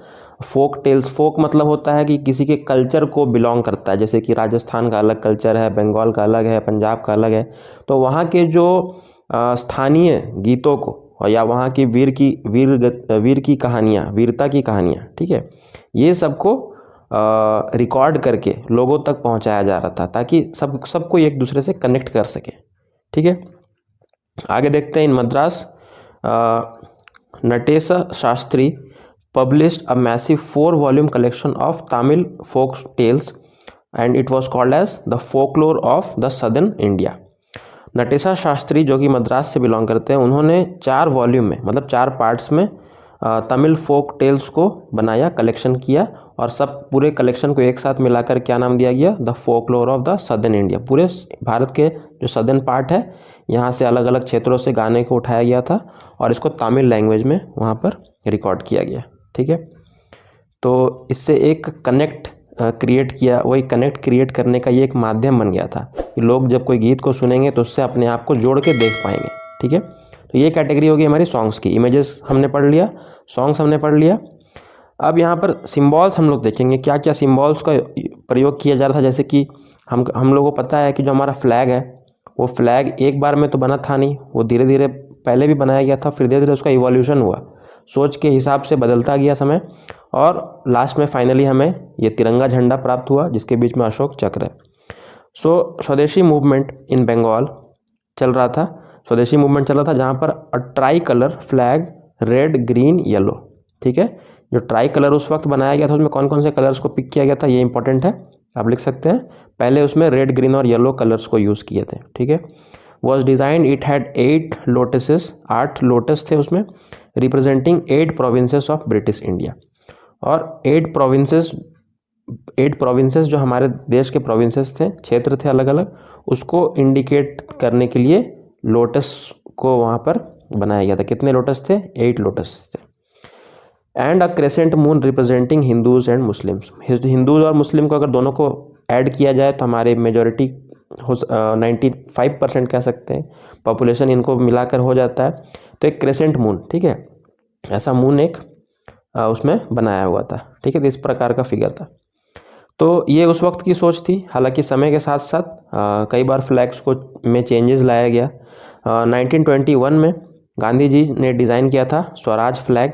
ठीक है, Swaraj flag, and it was again a try colour red green white. ठीक है, रेड ग्रीन वाइट था। देखिए पहले रेड होता था, फिर बाद में इसको सैफरन से रिप्लेस कर दिया गया। And had a spinning wheel, जो स्पिनिंग व्हील जो चरखा चलाते थे, ठीक है, चरखा चलाते थे, इस टाइप का चरखा चलाते थे, तो ये स्पिनिंग व्हील को उसमें जगह दी गई थी। ये एक्चुअली उस वक्त लोगों को यूनाइट करने का एक संदेश था कि हम लोग ये जो स्पिनिंग व्हील है इससे महात्मा गांधी थ्रेड को क्रिएट करते थे, सूता को बनाते थे। तो हम लोग अपने खुद से कपड़े को बनाएंगे तो विदेशी जो कपड़े हैं, विदेशी जो क्लॉथ है उनको हम लोग बॉयकॉट करेंगे। ये सब भी हमारा एक सोच था कि हम लोग सेल्फ डिपेंडेंट बने, दूसरे जो कंट्री से हमारे देश में आ रहे सामान उन सबको हम नहीं यूज़ करें। तो ये एक इसके पीछे एक आइडिया ये था। ठीक है,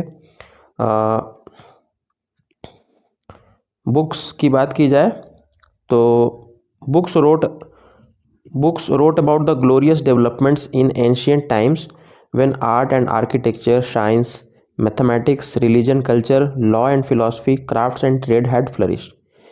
इन वेरियस टॉपिक्स पर किताबें लिखी जा रही थी और किताब एक बहुत ही इम्पैक्ट क्रिएट करता है। जो पढ़ा लिखा सेक्टर है, जो एजुकेटेड हमारा सेक्टर है, जो क्षेत्र है उन सबको प्रभावित करने में बुक्स का हमेशा से बहुत ही बड़ा कंट्रीब्यूशन रहा है। और उस वक्त भी अलग अलग आप देख रहे हैं क्षेत्र में इन सबको लेकर बुक्स को लिखा जा रहा था। तो आप इन सब का एग्जाम्पल दे सकते हैं अपने आंसर में to make it very informative one. So यहाँ पर सारे एनसीईआरटी के टॉपिक इसमें ख़त्म हो चुके हैं। एक मैं ट्राई करूँगा कि जितने वीडियो अभी तक आए हैं ये इस वीडियो को लेकर टोटल होते हैं 7 पार्ट्स, ठीक है। तो एक मैं ट्राई करूँगा कि जितने वीडियो अगर मैं उसको ऐड कर पाऊँ, क्योंकि मैंने पहले ऐसे किया नहीं है, so I will try my best to do it.